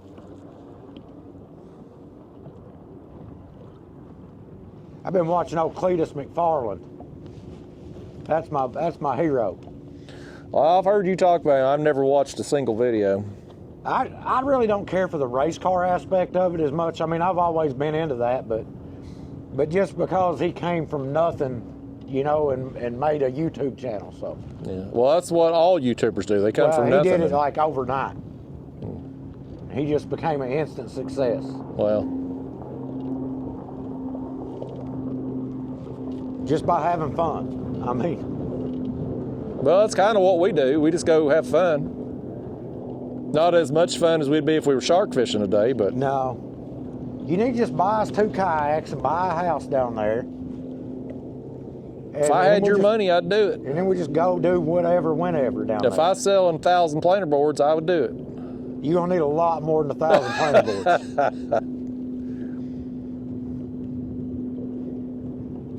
I don't even know if 100,000 would do that.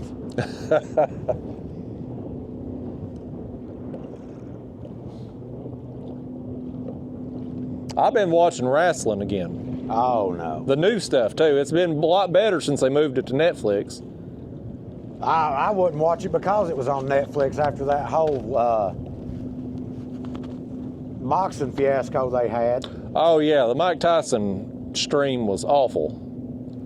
But they ain't had them interruptions in the stream equipment than Netflix does. I mean, it was like, how did they not plan for the number of people that was going to log on to watch? I mean, they advertised it for 8 months. Yeah, they had plenty of time. And then it got postponed, too, because of his medical issue, so they had even more time. Somebody probably got fired over that. No, that's the guy they promote. But yeah, the wrestling on there's been pretty good. I'm in love with Liv Morgan. You've probably seen her at least online. I don't think so. She's I the used to hot follow blonde. wrestling back when it was WCW, and then when WWF was first getting big, and Well, you ain't watched in your whole life then, basically. 20 years. Yeah. You know, when I was 12, when wrestling was cool. It's still cool now, buddy. It's about to be cool again. You're one of them guys that collects Pokemon cards, ain't you? I don't even know what a Pokemon is. That was after my time. I'm too old for Pokemon. What toys did you like as a kid? RC trucks was probably my biggest one. That was my favorite. Like remote control? Yeah. I mean, we had all the, whatever the latest and greatest game systems was. I just never could get into them. We was outside kids. I'd probably have to say my favorite toy would have been my bicycle. I mean, we was always... You didn't play with toys outside, though? Like action figures or stuff like that? No, I never really got into it. I'll be We damned. was bicycles and building forts and in the woods, I guess. We never did really just sit down and play. Well, you take your toys out to the woods and play in the creek and build forts for them. So what you're supposed to do is you apparently don't know how to be a kid. Well, we built forts and then tore them down and built another one. Yeah, I did all that too. We spent a lot of time creek fishing. We had some creeks there with bluegill and stuff in them. We spent a lot of time doing that. Did you build a track for your remote control cars? Oh yeah, we had tracks for them and go-kart tracks for our go-karts, and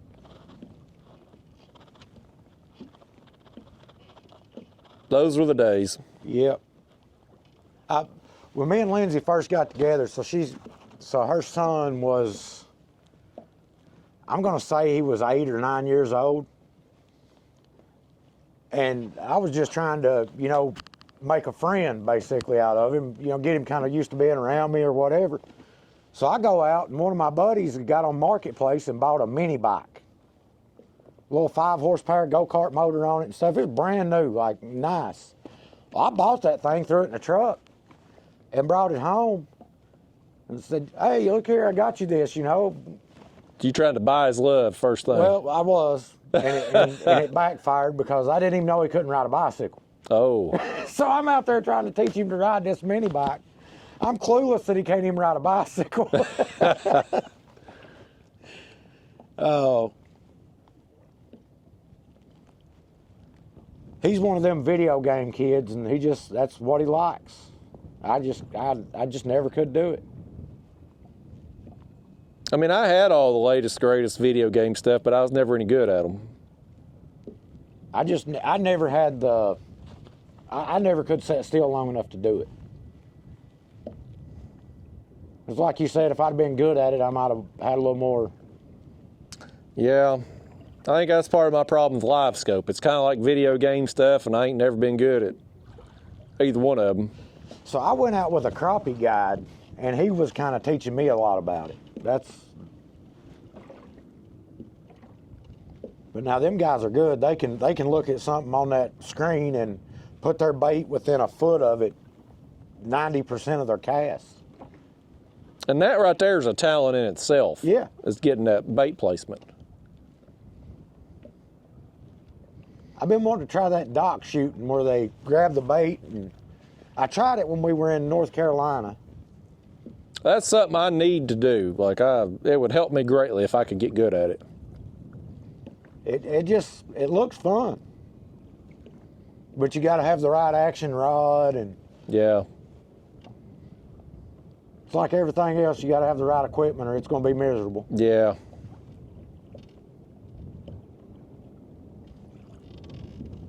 I'm ready for bumping the dam season to be back when fishing's easy. I'm just happy for some warm weather. Yeah, if it I is ain't gonna nice out catch here fish, today. I'd rather be sunny and 75 like it is today.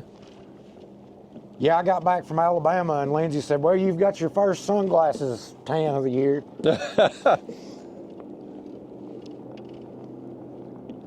Another month, we'll have our croc tans, and you'll have your flip-flop tans. And Yep, I can't wait. I guess if the weather's nice next week, we might get that in Alabama. Maybe.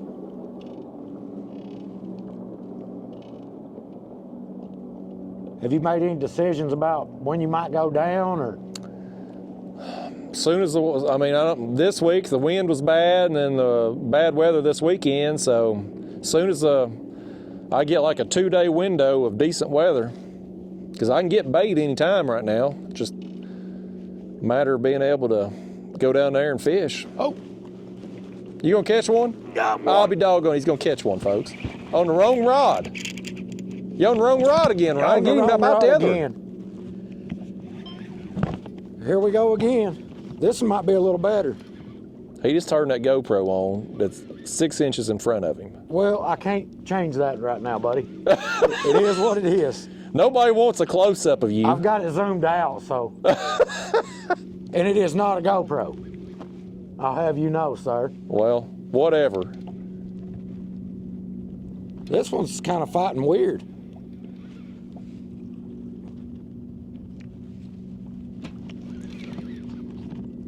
It's gonna be a better fish. Well, I hope you actually land it. If y'all was wondering, Justin's actually still skunked on my video here, guys. On his video. You see that fish out there? Oh, boy, look at that. He comes straight up the surface. Yeah. Is that a cat? It's a big one, too. You sure it's a cat or a striper? It's a cat or a bull shark one. Well, them stripers will run right to the surface, too, oftentimes. If it's a striper, it's my first one doing this. But it's staying on top. Well, that's back when I used to catch them more frequently. I'd be fishing bottom. With baits cast out, and that's your And that's your line you cast out, ain't it? It's laying on the bottom. Yeah. But it's not running like a striper. It's just... Well, that was a big splash out there, man. Yeah. He come right up. That might be my 100-pounder, bud. Well, let's not go too crazy. Look at cut. No, that's a cat. He's It's a good blue one. in color.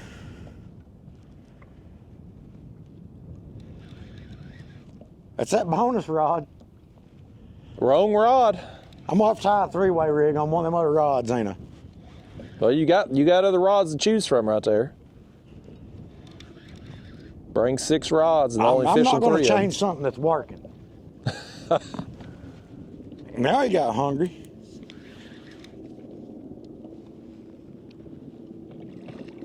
Oh, that's a good fish. It's my turn again, by the way. You don't get turns, buddy. You're skunked. Look at him having to. He's got to move 36 rods out of the doing way that to get to land him land on that this thing. side for your people, bud. Now watch, he's going to spin me around here. He's going to turn you away from me no matter what.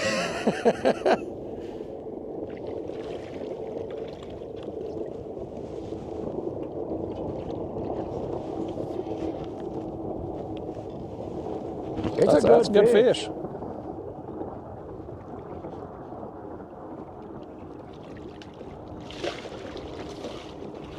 You didn't bring your net either, did you? No, and I wish I had have now.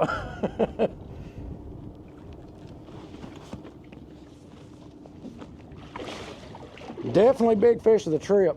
Yeah, The sun's warm, the water's not. He just yeah, got you.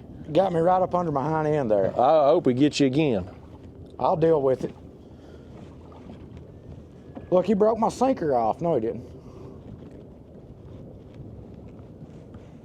I wish you'd hurry up and land the damn thing so we'd have something to show on camera here. Look here, you let me land on my way, you're 50-50 over there.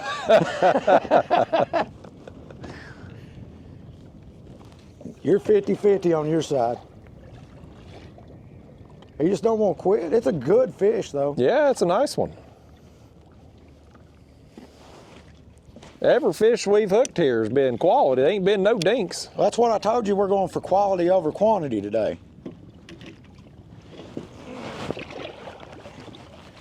I don't come out for a 30-fish dink trip. You need to change your standards. You don't know what he's missing.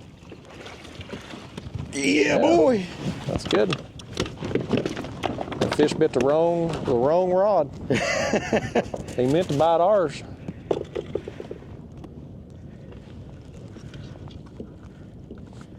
Oh, catfish sumo hook don't come out, buddy. Well, I mean, are you sure you've got a catfish sumo hook on it? Yeah, that's all I have. I tried to get Daniel to make me a bumping rod. He probably will at some point.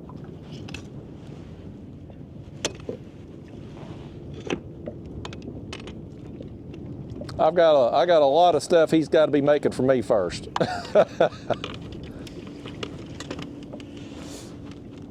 Hold him up here already. Oh. He's holding that fish 6 inches away in his camera there. It's going to look a lot bigger on his video. Can you get a picture on your phone? Oh, hell. Oh, yeah, I need Facebook My God, material. I got to play cameraman now, too. All right, let me see if I can zoom in here. Sun's behind you, too.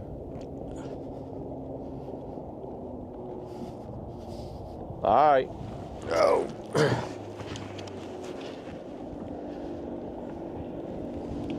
Got to play. I'm sending him a bill for that photography service. Look at this bass hole right here. I don't think he's seen me. What a jerk. What a jerk. Appreciate it, bud. You got to be kidding me.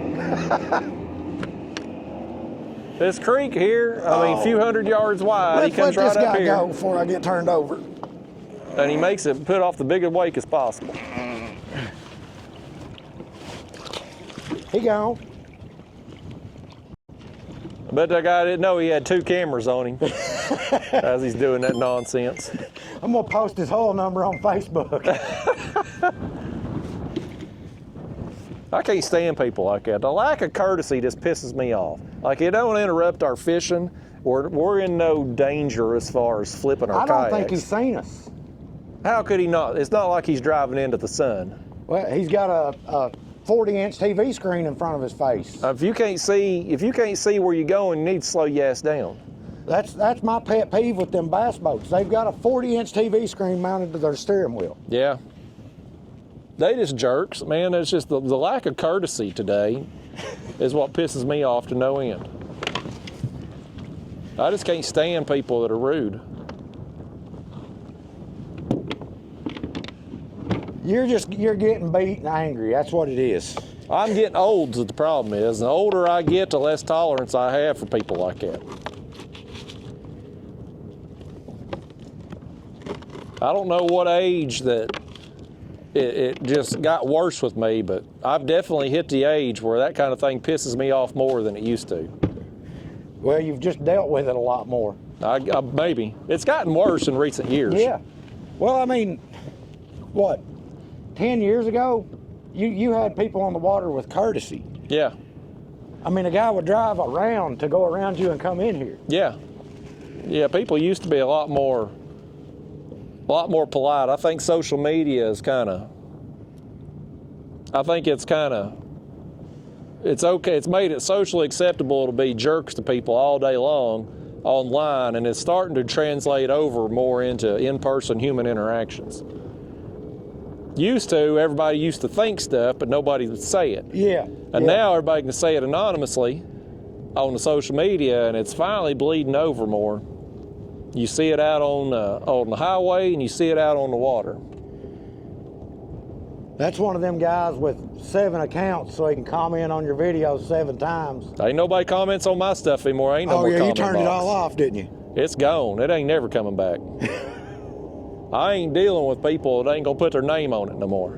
People wanna talk crap to me, threaten me, they gonna have to reach out in such a way that it's got their real identity on there. No more anonymous crap. Meet you at the boat ramp. No more, yes, no more screen names.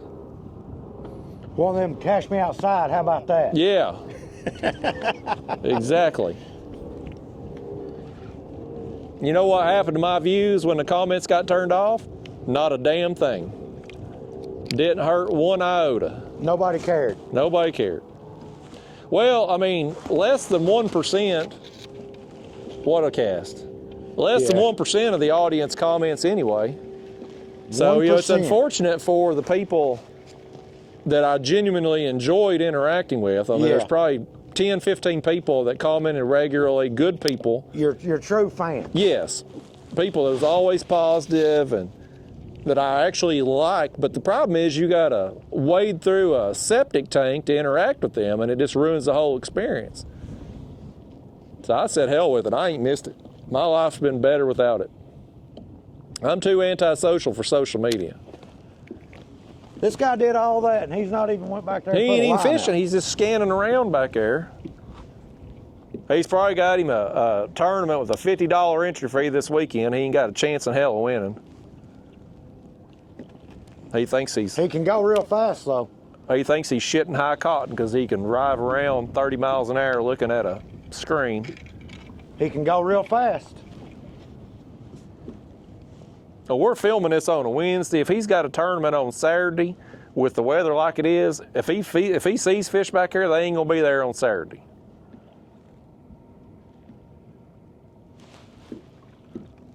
I don't care if he does have a tournament or something going on. Ain't no cause for him to come in here like he did. I honestly don't think he's seen me until he turned. I mean, I find that hard to believe. If he had been driving into the sun, maybe you make the argument, but it's a clear day. He wasn't blinded by the sun. You got 36 rods sticking up in the air. Your trolling motor is 8 foot tall. There's no way in hell. There's no way in hell you don't get seen. But I mean, if aside you from look, the fact you got a screen. fluorescent orange shirt on. He's probably got a screen, no joke, a 19-inch screen. Yeah. And it sticks right in front of the driver. They have to get up to see over it. Yeah. But he followed that creek channel. The way that creek channel goes back this way and curves back, he's following the original creek bed. As it lays on now Navy we was just in his way right here, and he wanted to be a dick. I guarantee he wanted to scan right here where we're sitting. Yeah. Because there ain't 37 other creeks up and down this stretch. I wonder if he's got any of them bass we can get for bait. People like that don't ever catch any. They got to stop first. Like everybody says, I ain't never seen nobody catch a fish at 100 mile an hour.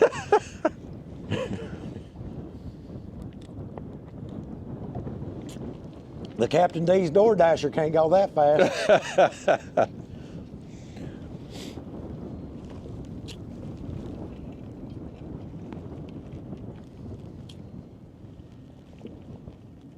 There is something to that line being casted out on the bottom, though, I think.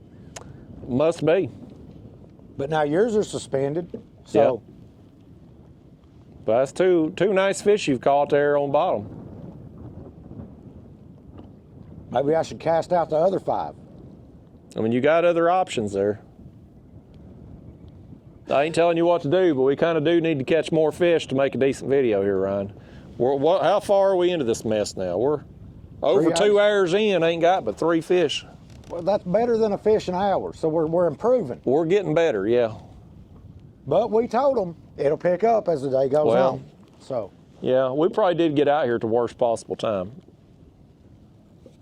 But compared to my recent videos where I've been catching one fish after another, it's been a slow day. I've had to hinder your process and slow you down. Give the fish a break. I know. I bring you down here and give the fish a break. Yep.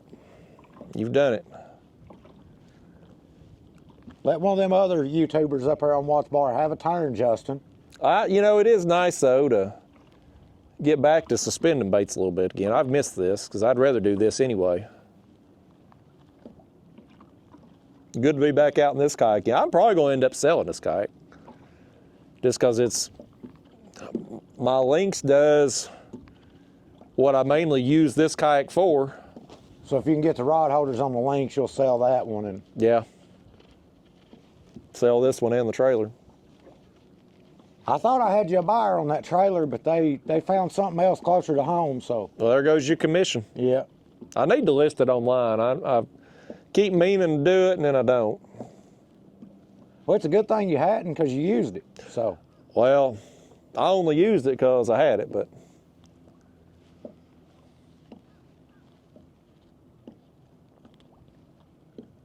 I was hoping Daniel would get out here, but. Yeah. He hasn't called. We'll see him in a few months, probably. I'll probably see him Saturday. I wish he'd fish more, but he just ain't got no time for it. He dedicates a lot of time to family too, so. Yeah. Yeah, he's all the time got something going on with him. He's the real deal American. American dream, buddy.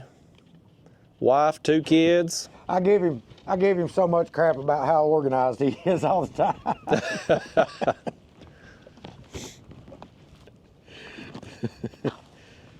I think he is the most organized person I ever met in my life. Yeah, he's very, very proficient at everything.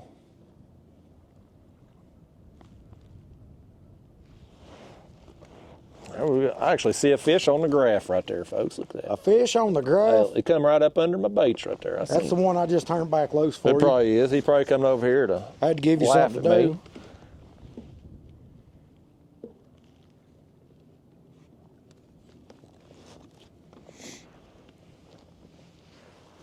You got any other trips planned other than the tournaments? The Ohio trips are going to eat me up this year if I do all of them. It's at least every other weekend, not counting the national trail tournaments. Yeah, So- that'll take up your time.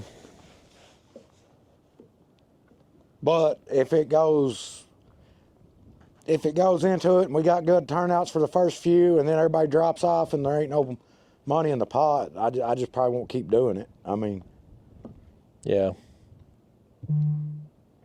I'm interested to see how the slot tournament does since they got a kayak on the line there too. yeah, I'm signing up for that.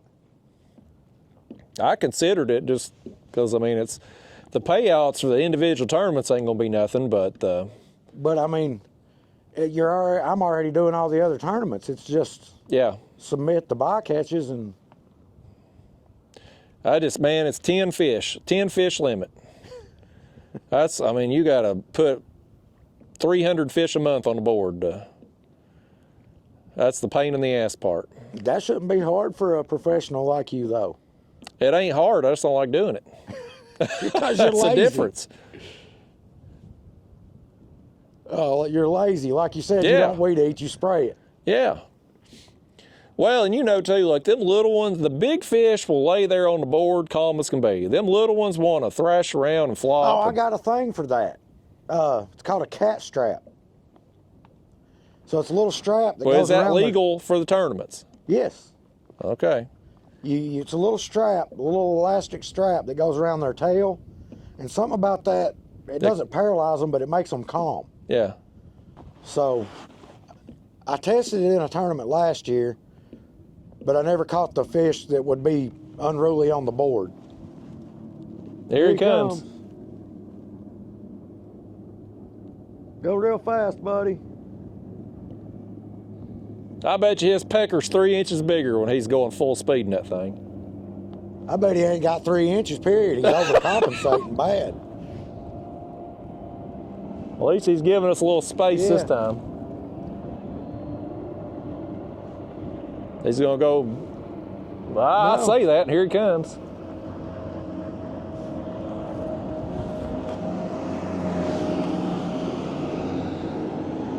What a jerk. And you know he's purposely being a dick because he don't even wave or nothing. Yeah. Like he's just... What was the point in that? I don't know what the hell he's doing. What a jerk. I'm amazed by the stupidity I just witnessed. Lord Almighty. But no, them straps, I guess with catfish, because they ain't no limit, it'd be okay, but like for bass fishing purposes, they can't use them because once it's strapped down, it's considered in possession. And so like if you're putting an undersized bass, say you got a 12-inch bass and the limit's 15 inches, then you've got a small, illegal sized bass in possession. I thought they were just being hard on them, making it hard for them to measure them in them tournaments. No, it's because of how the regulations are read. It counts as it being on a stringer. But yes. But with catfish, most states ain't got no limit on no small fish, so it would be good. Well, the easiest solution for that would be to just tell them you can't strap a bass down if it's not a legal keeping size bass. Yeah. Well, but again, let's say there's a 5-fish limit and you've caught 7 fish today and you've strapped 7 fish down. Even though you've released them, gray area. It's all a racket of some kind just to make it complicated. It's always something. I may enter one of them slots though, see how I do. I'd kind of got burned on it there a couple years ago and said I wasn't doing no more, but who knows? I mean, I figure if I'm already going to be putting fish on the board, I'm already going to have the board, why not make an extra couple $100? Well, yeah, because you're going to be doing all them Ohio tournaments. For me, I'm going to have to carry the board all month long, and I'm only going to be fishing 4 tournaments this year. Yeah.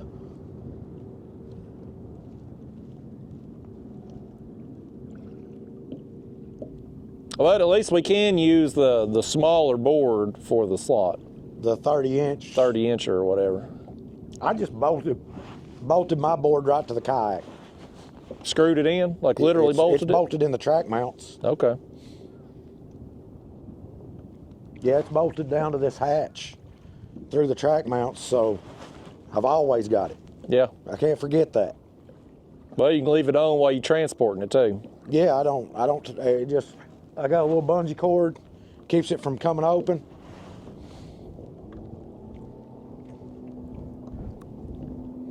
Yeah, that was one thing I was thinking about yesterday in the new canoe. I was like, you know, I had my bucket there for the live bait and I had my cooler, and I'm like, if I had a tournament board out here today, where would I put it? So. That's why I had a board screwed to mine on that other kayak, so I could just lay it across the gunnels and it wouldn't. Yeah. But then you had to deal with an unruly 60-inch board all day, every day. Yeah, that's what I do there in the Hobie. I've got a board that I lay down across my wherever the mounting plates are on the front, and I got some of that kitchen drawer liner stuff on that board, so I can put the musky bumper on it and it don't slide. The fish will still slide on the musky bumper, but the board itself don't slide.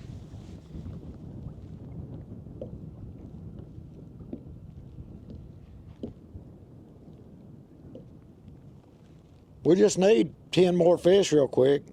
Well, these people now, hell, they're so bored with it. It's over 2 hours. We done lost the whole audience. Yeah, but I caught a big fish for them. Is your channel still monetized? Have you kept the watch time up? Yeah. They're supposed to be making a big change here soon with the ads and stuff. I'm worried it's going to run off a bunch of the audience. Really? They're putting more ads in.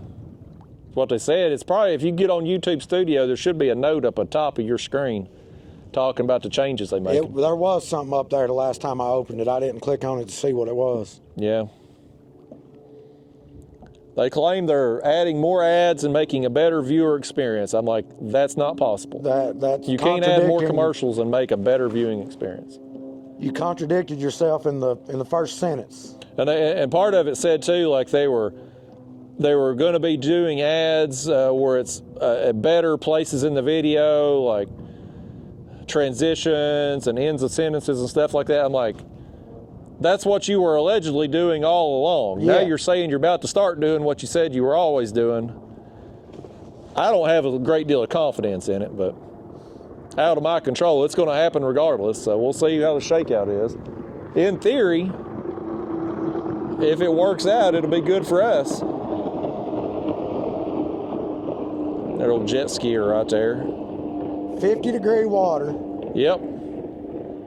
Kenny Powers, buddy. Eastbound and Down. Most underrated show of all time. He's doing 60 mile an hour right Yeah, there. easily. I looked at them Sea-Doo Fish Pro jet skis again the other day online. Look up Joey Antonelli on YouTube. He does Goliath groupers and all kinds of stuff out on the ocean. Yeah. Well, them Sea-Doos has got that swivel seat, so you get where you're going, you hop on the swivel seat and fish off the back. It's got a live well back there, everything. That might be what he's got. I don't know. I know he's got a bait cooler and Yeah. all kinds of stuff. I would have to mount an XI3 to it though. That's the thing. You couldn't troll slow enough for us. No, and it would be a big disturbance if you could. Yeah. You know, I mean, that's a big loud. Yeah. It's perfect for the ocean though. Go out and just get where you're going, drift, go back up real quick, drift. Be great for that. No pedals, No pedals. but you have to have a trailer Gotta have trailer. or the marina. You can leave it at the marina. Well, you're gonna pay out the ass. You're only So there get for- this, Ryan. I couldn't believe this. So I made friends with a fishing guide back in November. He saw me at a gas station, recognized me for YouTube, invited me out. So when I went back down in January, I thought I'm gonna book a trip with this guy because I wanted to return the favor because he was so nice to me there in November. So I hired him to take me out. He took me up there to the Everglades one day. And so it's a 2-hour drive to go to the Everglades, but it's only because of the way position is, it's like a 45-minute boat run. So he met me at a marina there and picked me up. Do you know those marinas down there charge the fishing guides a fee to pick up clients at their particular marina? Clients showing up, buying bait, snacks, licenses, whatever there, and the guides still get hit with $25 to $50 fee depending on the marina. Really? I couldn't believe that. I was like, man, what a racket. Yeah, true story. And I mean, I guess you just don't want to leave your car at some random place. Well, they got to pick you up somewhere. I mean, these are big boats But now, how and do they stuff. know that you're a client and you're not just a buddy of his that he's taking out? Well, I guess you'd have to have a slip there to access the marina or something. I don't know how it works. Now he does get like a discount on bait and stuff through them. But then they take it back when he. They take it back when they take them fees. Huh. It's hard though. Like there's not a lot of ramps down there that are public and free. Like some of them ramps, they'll charge you a fee to launch and a fee to load. One of them down there in Marathon's like $70. The guy at Venice, the last time me and Chris was down there, we both had trolling motor issues. So we pulled our kayaks out, went up in the parking lot and worked on them and put back in, and that guy made us pay double launch fees again. Really? And us on the same trailer. I'll be damned. Yeah, we'd already paid him 2 launch fees. I tried to argue with him. I said, your sign says back down fee. We only backed down once. Then he used it against me when we went to do it the second time. He said, well, you're backing down again.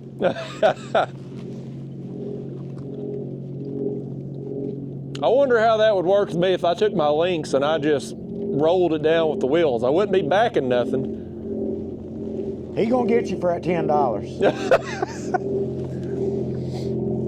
Oh, here comes Don Johnson again. He done went to the other dam and back.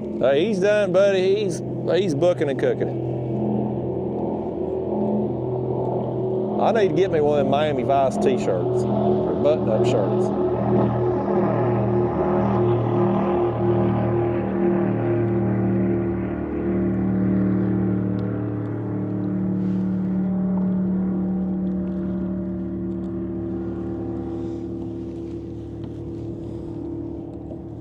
Now that guy probably is getting about 2 gallons to the mile. Oh yeah, with him flooring it like that, he can't be getting too much gas mileage. Way worse than the Prius. I drove it today. Did you? So I could see the trailer. I figured you'd drive the truck so you could just back all the way to the water over there. Well, it's a pretty good drop off that right now with the water down. That concrete's broke off, so it's, I wouldn't, it'd be close, but I wouldn't chance it. Thankfully, it wasn't too muddy walking out there. Like I was able to have solid footing. I looked when I come up, I was like, man, he had to go a long way down there this time. It's longer than I wanted to, for sure, but manageable. Oh, he's having troubles. He had to rev his up after he come down. I thought he came down in a weird spot. I hope it's that guy that was a jerk to us. I hope he just hit something, knocked his lower unit off. I know I ain't supposed to wish bad things on people, but I do. It ain't bad things if it's karma. There you go. Exactly. Karma don't miss. They got some problem over there, some kind of malfunction.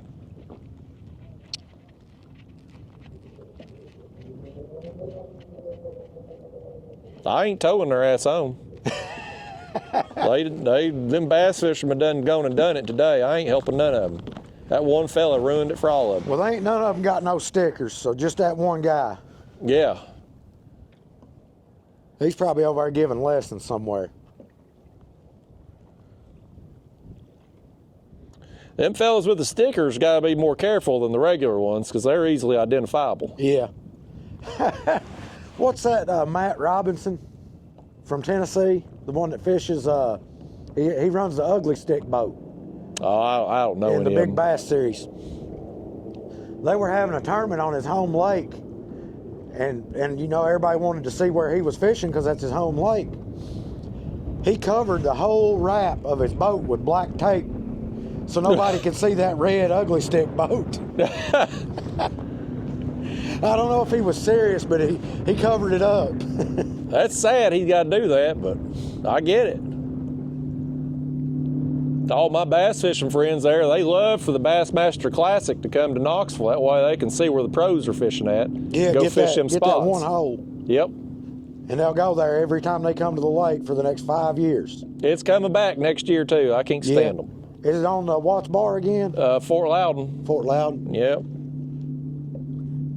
Well, they evidently had a pretty good turnout and made some money. Yeah, I guess.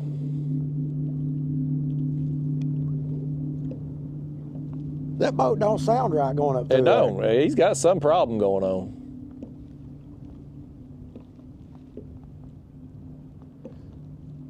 Yeah, you couldn't ask for better weather for a day out here. No, though. this is perfect. I've missed this.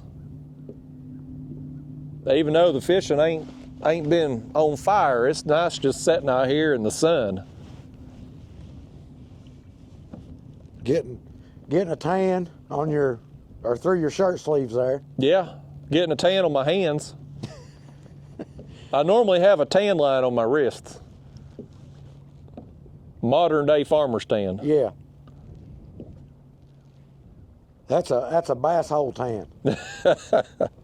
No, they wear them little dainty gloves Oh, do they? with the fingers missing out of them. I don't Okay. take it that far. Okay. Well, you do got gloves though. I got only for fish landing though. Now, is their gloves for protecting their hands from the sun? Yeah. I'd considered it, but handling the bait and stuff, it'd be It's just nasty. gonna get all over them, yeah.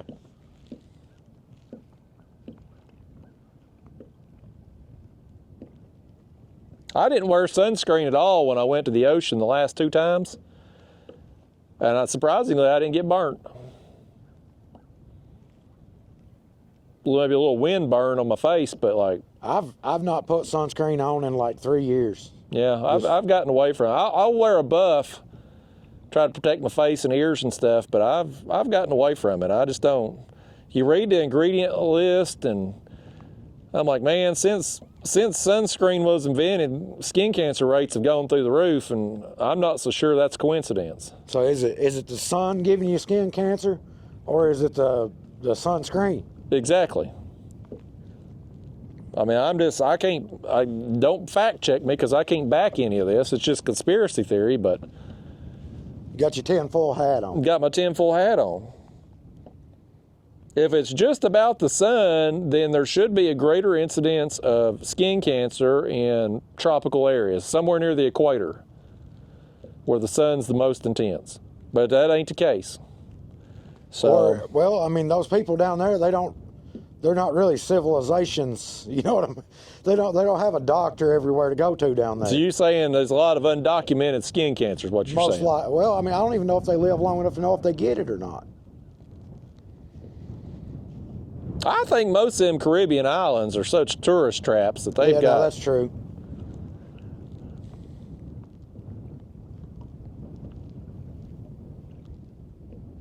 I wish there was an easier way to.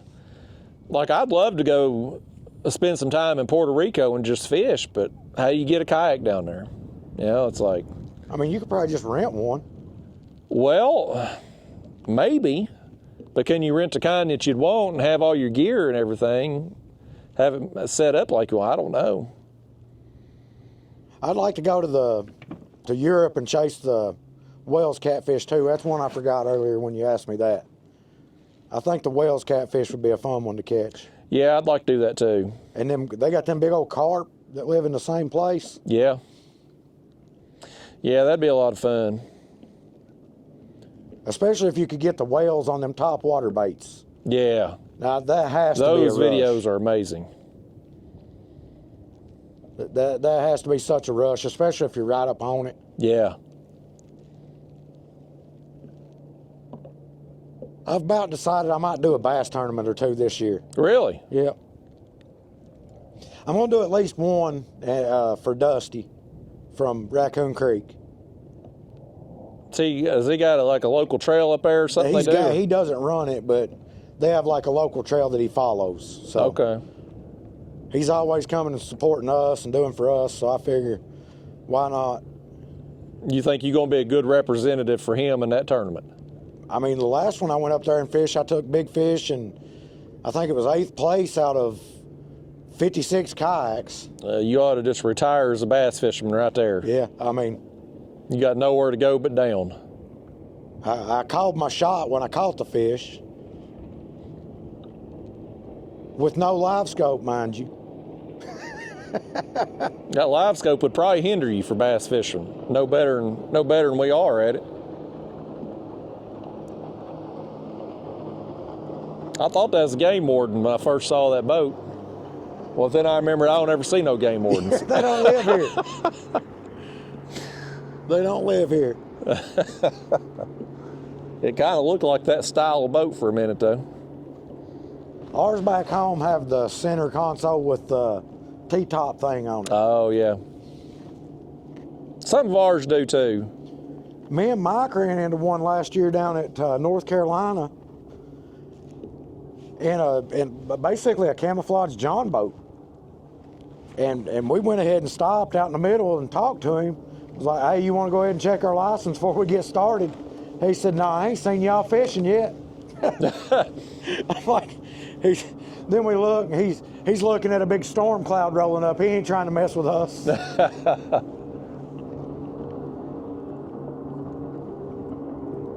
How's Lindsay doing after her surgery? She's doing good. She gets a little sore at night if she gets up and does too much during the day. She's went back to work 3 days a week. She got all the feeling back in her hands and everything? Oh, that was there. When she woke up from the surgery, one of the first things she said is she moved her fingers and said, I can feel my fingers. I'll be damned. So that part of it was a complete success. I mean, And you know how stubborn she is, so you can't keep her slowed down. Yeah. That's probably what's causing the soreness. Her just constantly doing too much she ain't supposed to be doing. But she ain't never listened to nobody. I don't see her starting now. Well, she definitely ain't gonna listen to no man. Well, she had one of her doctors was a woman. The nerve doctor. There was a bone doctor and a nerve doctor that did the surgery. So the nerve doctor is a woman. So I thought maybe she'd listen to her, but no. Well, at least she's had some success from it, though. Yeah. Now I think that guy over there on the point might be the one that was over here that ran by us.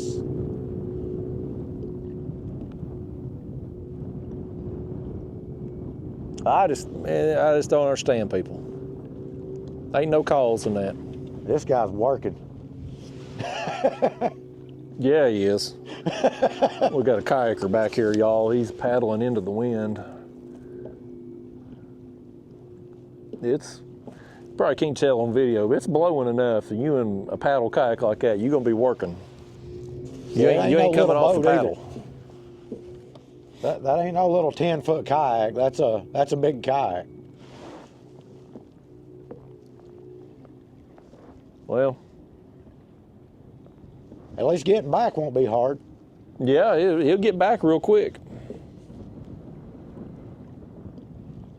That bass guy could have been nice and stopped and told him there wasn't no fish in that lake. Yeah. He went over and looked around, you know. Yeah. Of course, if he's like me, he wouldn't have listened anyway. He just don't want me in there. Yeah. It's about time for you to catch a fish, Justin. Hey, maybe about is. Maybe about time to change baits too. Give it another 20 minutes or so. Put on a fresh skip or something.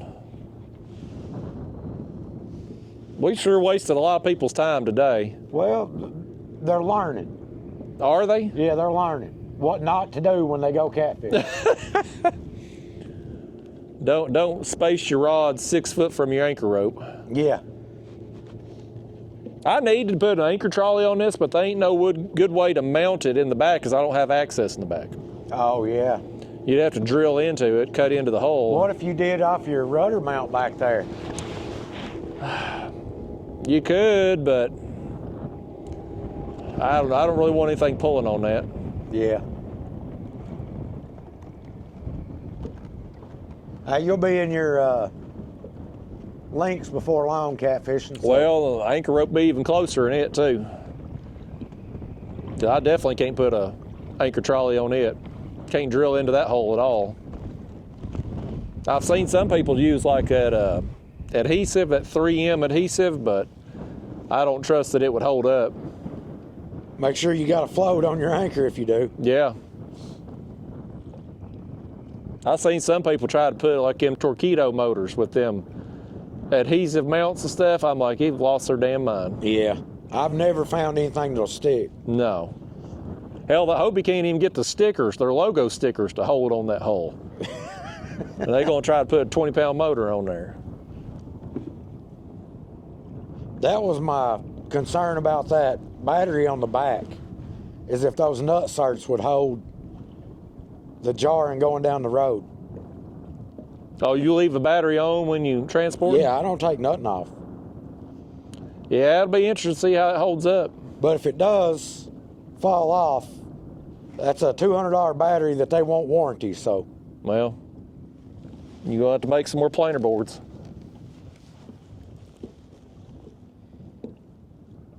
I feel like you've gotten farther away from me. I've been drifting back and forth the whole time. I've not moved anymore since I got reset, so. I definitely have a fish under the kayak, though.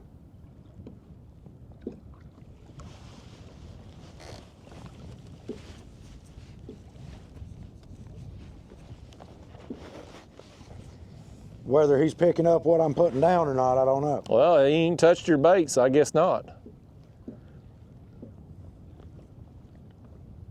He might be swimming off to come over and get yours. He knows it's your turn. I hope so. I hope he's realized the error of his ways.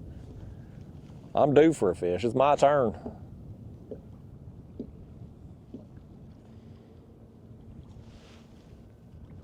That second one there was a fat fish. Yeah, it was solid. Can't believe he come right up the surface like that too. Yeah. Because I mean, I'm setting 43 feet where I'm at, Yeah, so I mean, it's 44. deep right there. Just come straight up.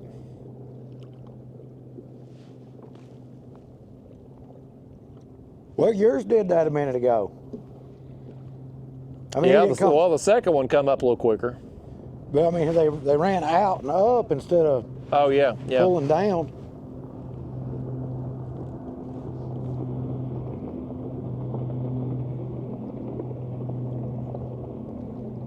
We'll get them trained right eventually. Do what? We'll get them trained right eventually. These fish ain't seen us in a year, so.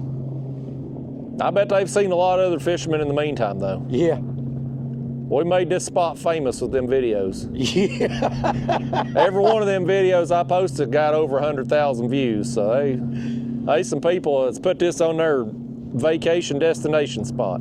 Yeah. This very little cove. This exact spot, literally. Because I mean, I showed the exact GPS in every video, so I guarantee you, they seen exactly where I was setting up. You know, as much crap as we talk about spot sniping and stuff, I don't know if I could look at your GPS coordinates and go find it. I mean, I think we could. If you knew the general area, like, you know, with here with the steam plant or whatever, with the background, like, you could pull that up on the map and figure out which one of these creeks and just, you know, basically what I've showed here on the graph, the contour I mean off map. the numbers.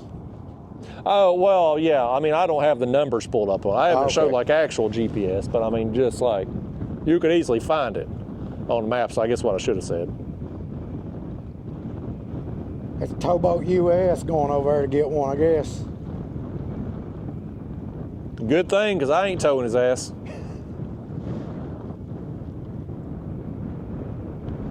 That wind's definitely picking up.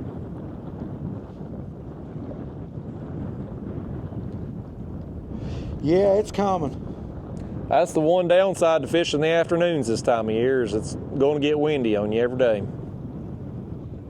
It don't feel bad, it's just microphone purposes. Which these microphones you got do a good job with that. Yeah, overall.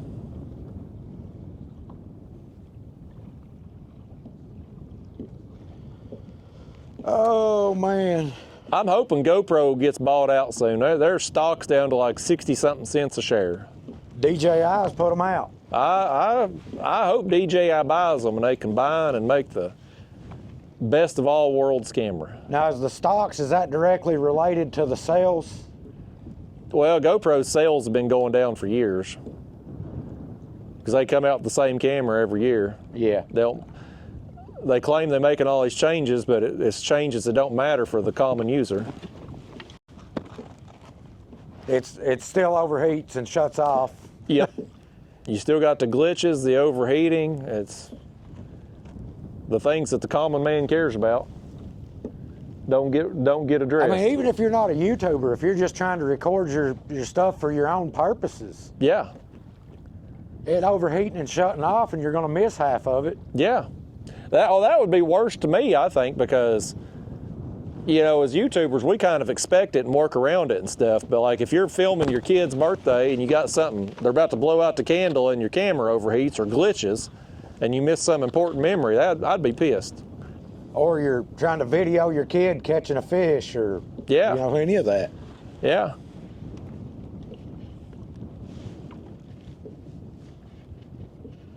Have you ever ventured around past this?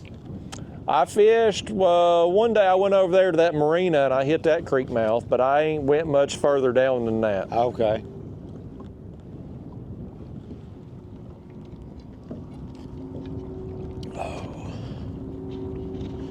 My pedaling range is about 2 miles. And I gotta be going somewhere real good to go 2 miles. You got to know there's a fish there. I gotta know there's a fish there or a good opportunity to get it.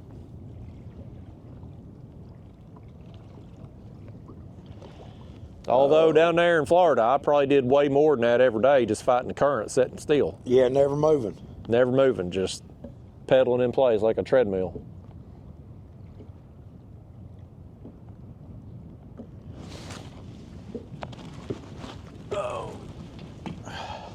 Between my car ride down here and then sitting out here, I'm getting stiff. What time did you leave this morning? It was about 5. Woo! That really means it's about 4, because I'm still on the old, my body's still on the old time. Yeah. Oh, it had me and Chris all the way messed up when we went to Alabama. Yeah, because you go to Central Time down there. Time changed while we were there, and then we started back home, and then time changed again. We didn't know what time it was. I don't care what time they want to do it, but just pick one. Quit the flip-flopping. Yeah.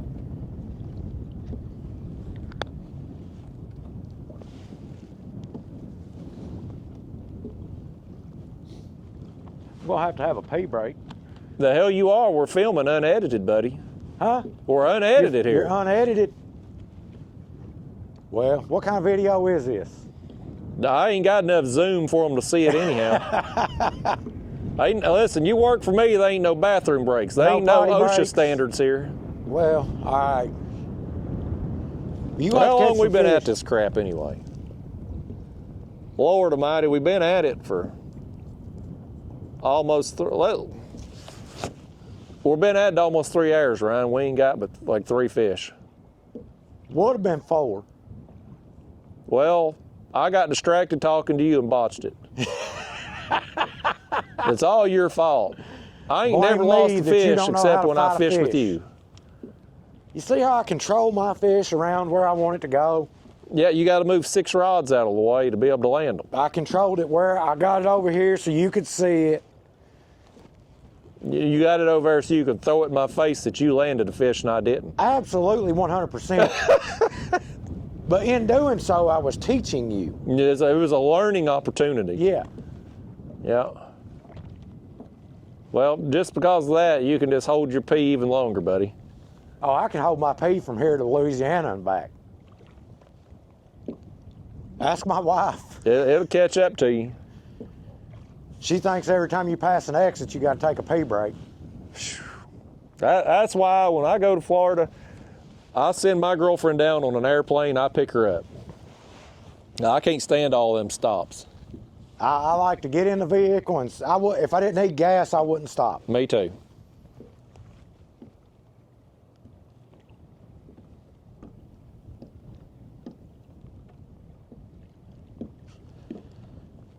What's them people over there fishing for, you think? They bass fish them ledges a lot, but I mean, they could be crappie fishing or anything. They pulled up to that specific spot right there. Well, you remember them bass guys last year? Yeah, they was all up on that bend up there. Yeah, they all was there. Yeah. Right on that ledge. Yeah. One of them boats with stickers on it stopped there, and it was over from there. Yep. Told the non-sticker boaters where to go. I'd go buy me a boat and put a bunch of stickers on it and just run around and fish certain areas just to see if people would put a trail cam up or something where I could watch and see when I pulled out who pulled in.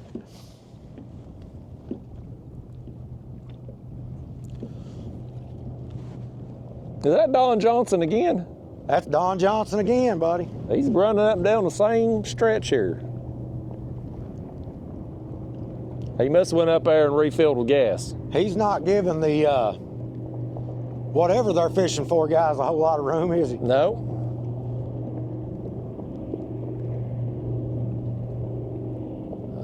He might be farther away. My depth perception as I get older. It's hard to tell on the water. Yeah, it is. I mean, not so hard that you got to run up on people like this. Oh, yeah, well, that was blatant. But you know, too many days like this and the trees will be greened up real pretty. It won't take much. Well, I noticed the farther south I was driving, the Bradford pears was already blooming. Yeah. My allergies is about to go haywire. Oh. I'm already on the Flonase. I'm preparing for it. I think that type of stuff just makes you used to needing it. Well, probably, but if I don't, well, I'm snotting and eyes watering something terrible.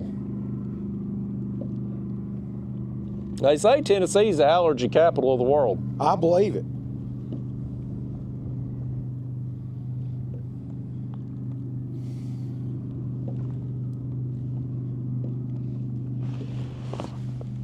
Oh, I could take a nap out here. I swear I could. I don't know how you could sit in that chair like that and take a nap. I just can't believe that's comfortable for long periods of time. I have fell asleep and woke up feeling like I was falling several times. I wish you'd fall one time. That'd be the end of that. I No, hope you're one running the time ain't gonna camera while teach you me. do it too. One time ain't gonna teach me. Like you and that anchor rope. I have lost a fair amount of fish in that anchor rope. It happens like, I don't know, 4 or 5 times a year, but when it does happen, it always seems to be a big one. Yeah. Well, I don't ever catch a dink and get it in the anchor rope. A little fish, you can just kind of reel him up and it doesn't take no time. Yeah. That big fish has got all that time to go around and around and around. Yep. But it's crazy how that rope gets in under that hook and just flips it every time. Yeah, that's happened so many times.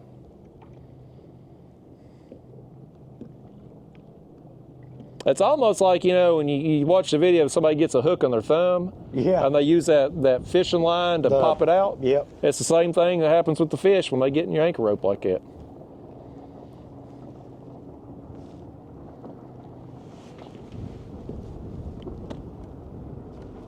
This boat here, he's got 2 power poles on the back he never uses. All he's missing is a sticker. He's one step away from being professional. He'll get there someday. I got faith in him. I've still never seen a bass boater actually use them power poles. I think that's a big thing in like Florida where they're shallow water fishing a lot. Yeah. These fellas up here though, they ain't, I bet you they wouldn't even know how to use them. And with live scope, if they're live scoping, they're out in deep water. Yeah. So for the most part. Some of them crappie fishermen now, in place of the power poles back there, they're putting trolling motors going the opposite way. They call it crappie brakes. Yeah. One of the bass leagues outlawed them this year. Really? Yep. What was the reason for outlawing them? I really don't know. I mean, are they giving you that big of an advantage? Well, they run around like you're running up looking for a fish on live scope. When they see it, they hit that, and they don't run the boat up on the fish. Yeah. Yeah, that was a problem for me when I would see a fish. I couldn't stop the kayak in time.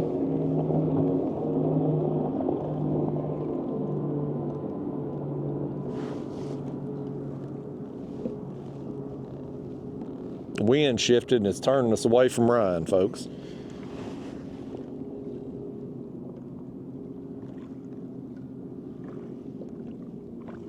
Well, we didn't get a skunk. No, I mean, the fish we've gotten have been worth catching. Yeah. They just ain't been many of them.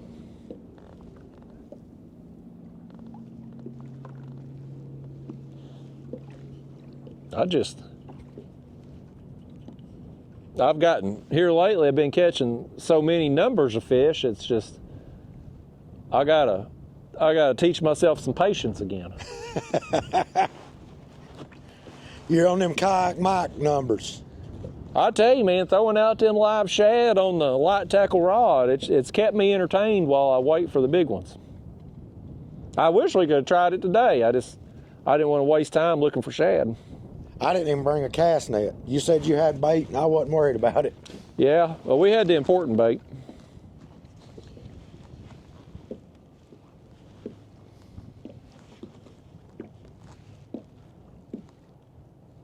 I was hoping that was going to be a striper, though, when that fish come up like that. I really thought when it started splashing around there, I was like, man, I really think he's got a striper. But you don't see that many striper on this body of water. I mean, they're here, but like up at Watts Bar Dam below there, you see a lot of them. But down this way, you don't see them. Yeah.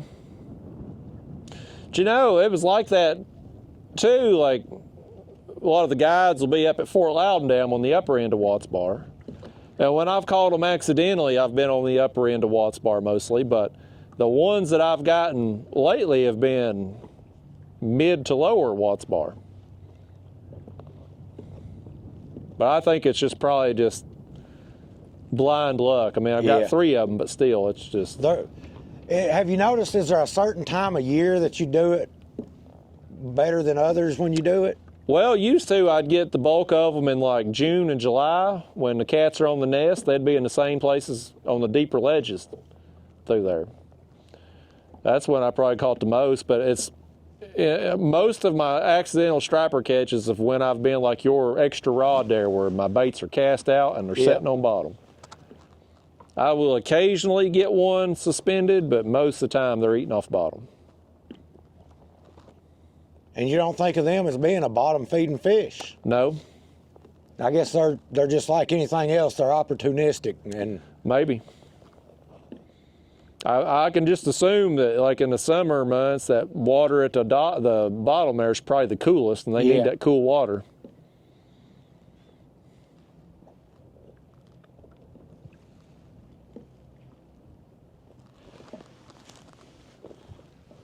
Where'd our kayak friend go? Hell, he probably done give up and got blown back to Carp by now.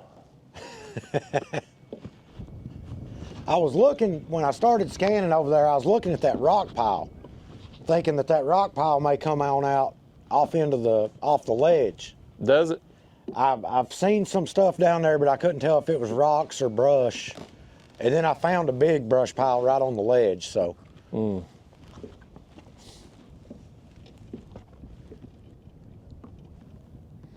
I wonder now with live scope getting to where most everybody's got it out here that you see. I wonder if people are still sinking brush piles as much, because now you can just go find everybody else's. Ain't no need to make your own. I mean, with side scan, you can't really hide them. Yeah, that's true. That was a big deal up our way this year. All them guys that does that hand fishing for catfish in the boxes that they set out. Well, everybody's got side scan now. It's easy to find them boxes. Oh. So they were all checking each other's boxes, and it was a big to-do up around that way. Yeah, I didn't even think about it for that application.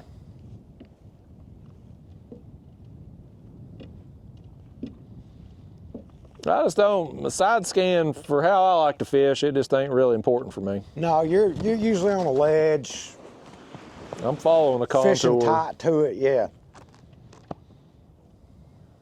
But like for me, if I want a fishing area, if I'll scan it first, I can tell you how many rigs I'm gonna lose most of the time before I even try.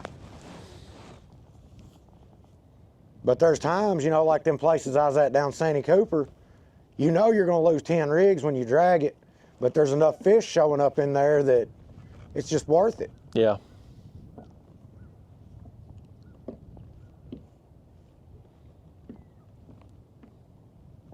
There wasn't no using 10 rods down there.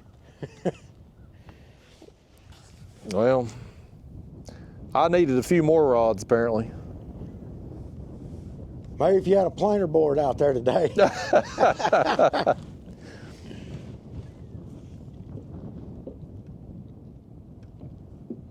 I've been wanting to go out with some of them striper guides you was talking about though, and see how they do that stuff. Well, off camera, I'll tell you some of them to avoid. Okay. I ain't gonna advertise for them on here, by God, but some of them I really don't like. Some of them have been known to regurgitate the same pictures over and over again. Oh, well, that's Make Facebook. It seem like they own a bite that they ain't. Yeah, that's Facebook famous there. Yeah. That's what Chris from Catfish Clothing used to say. All you got to do to be Facebook famous is catch one big fish and post it on the internet every week. Yep. Yep.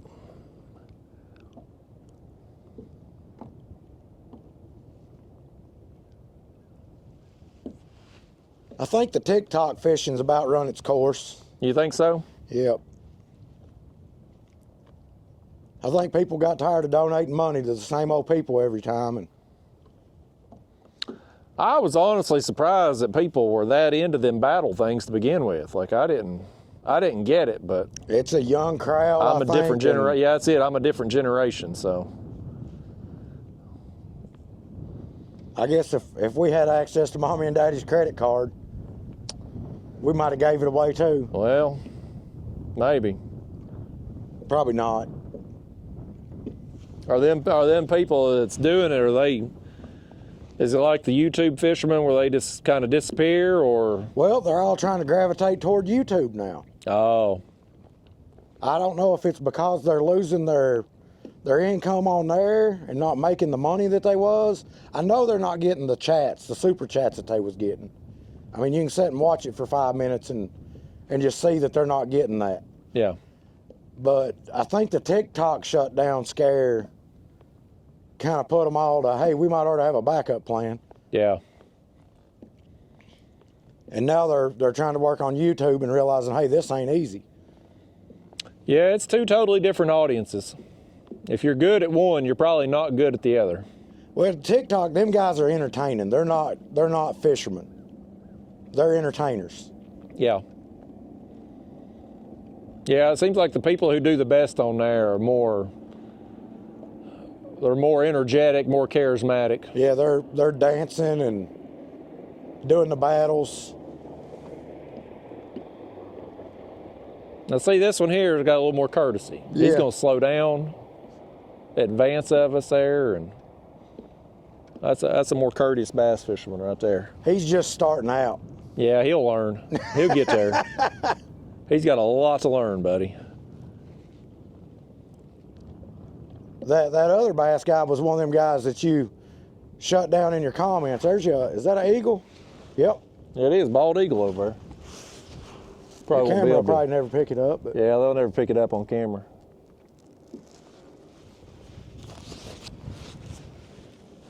Brandon Hunter's here somewhere calling him in.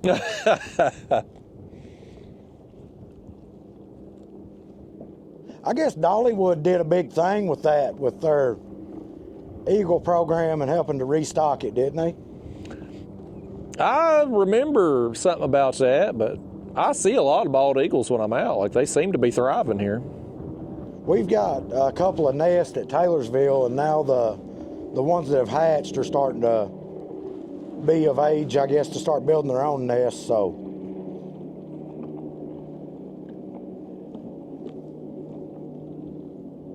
That was a big thing for a while. You couldn't get in the boat ramp parking lot because people were parked there with big cameras and taking pictures across the lake to the eagle's nest and stuff. I see some of them people at home with them cameras. I'm like, man, if I got cameras like that, I got better stuff to look at than an eagle. I mean, I like seeing an eagle out, but I ain't going to be going taking pictures of it. I guess it's a big time hobby for some of them people just to take pictures of eagles all over the place. I mean, that's an odd thing to get into, but here we are sitting out here in plastic kayaks catching Yeah. catfish, so can't really say nothing. Overpriced plastic kayaks. Way overpriced. More overpriced every year. Them people with them cameras has probably took pictures of us and posted on their Facebook page. Said, look at these idiots. 15 fishing rods on a kayak. And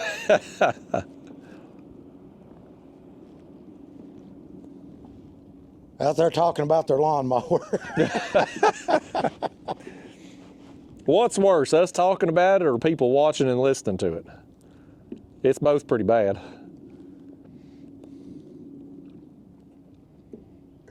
I am looking forward to it, though. I can't deny it. I am looking forward to mowing. I may mow a little early this year.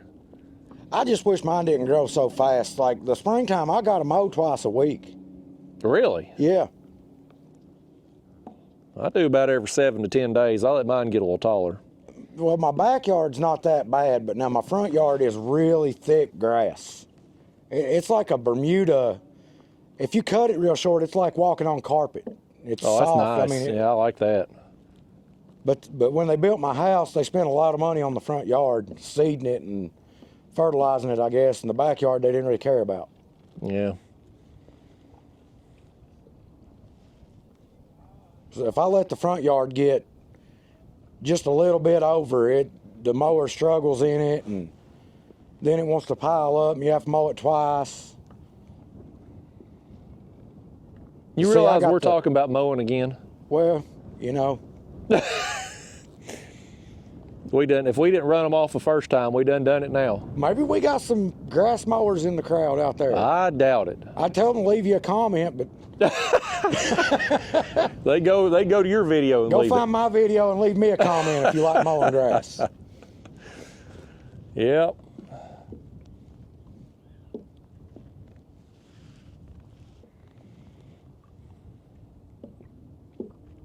We're past due. Do what now? We're past due for a bite. We're way past due. We're so past due, we're having to regurgitate old talking topics. Yeah. I'll tell you what I'll do, Ryan. Where are we at in this crowd? We need to cut this off anyway. Look, we're over 3 hours in. Ryan needs to pee. I think what we'll do, cut this off. We get more fish, I'll turn it back on. How about that? What do you think about it, Ryan? That's great with me, bud. He don't give a crap. He's so happy that he's going to be seen on this video anyway. The 12 people that watch his, he knows I got at least 15, so. They ain't 15 at this point in the video. The second grass mowing conversation, they left. All right, folks, stay tuned. Hopefully there's another fish coming or not. We'll see. Maybe the next clip you see will be telling you bye, but I sure hope it's a fish. We're due, like he said, we're due for one. Y'all, I hoped that fish right there is on the screen. I was hoping he was going to bite and we were going to end this trip with a high note. But me and Ryan, we've sat here, I don't know how long we've been sitting here now, just watching these old bass boats go by, one after another. But we ain't seen no more fish since we cut the video off. Neither one of us has had a sniff at our baits in. It's just been a slow day. But the fish we got, good quality, especially the one I lost. I wish we'd got it because now Ryan's got something to hold over our head. At least for a week and a half. Till I beat him down there in Alabama at our tournament coming up. But I think me and him, we're getting ready to roll out of here soon. He's got a long drive back to Kentucky, and he's got a long ways to go to get back to the boat ramp. I put in over here at this creek. His kayak's so damn heavy, if it ain't got a boat ramp, he ain't launching it. We ain't going. So he's going to make a run. I'm going to make a run. We're going to get the heck out of here. Hopefully, y'all, I hope next video we'll have more fish than we had today. Quality over quantity kind of day. Ain't that right, Ryan? That's what I said when we got here. Normally I'm okay with that, but I'd like to have had a little bit more quantity today. Today is a little slow, y'all, but it'll get better, I promise. Spring's coming. Every day the water's warming up. The bite's going to get a lot better. So anyway, me, Ryan Bort's Blue Collar Fishing over there. Check him out on YouTube if you dare. We'll see you next time. If you dare.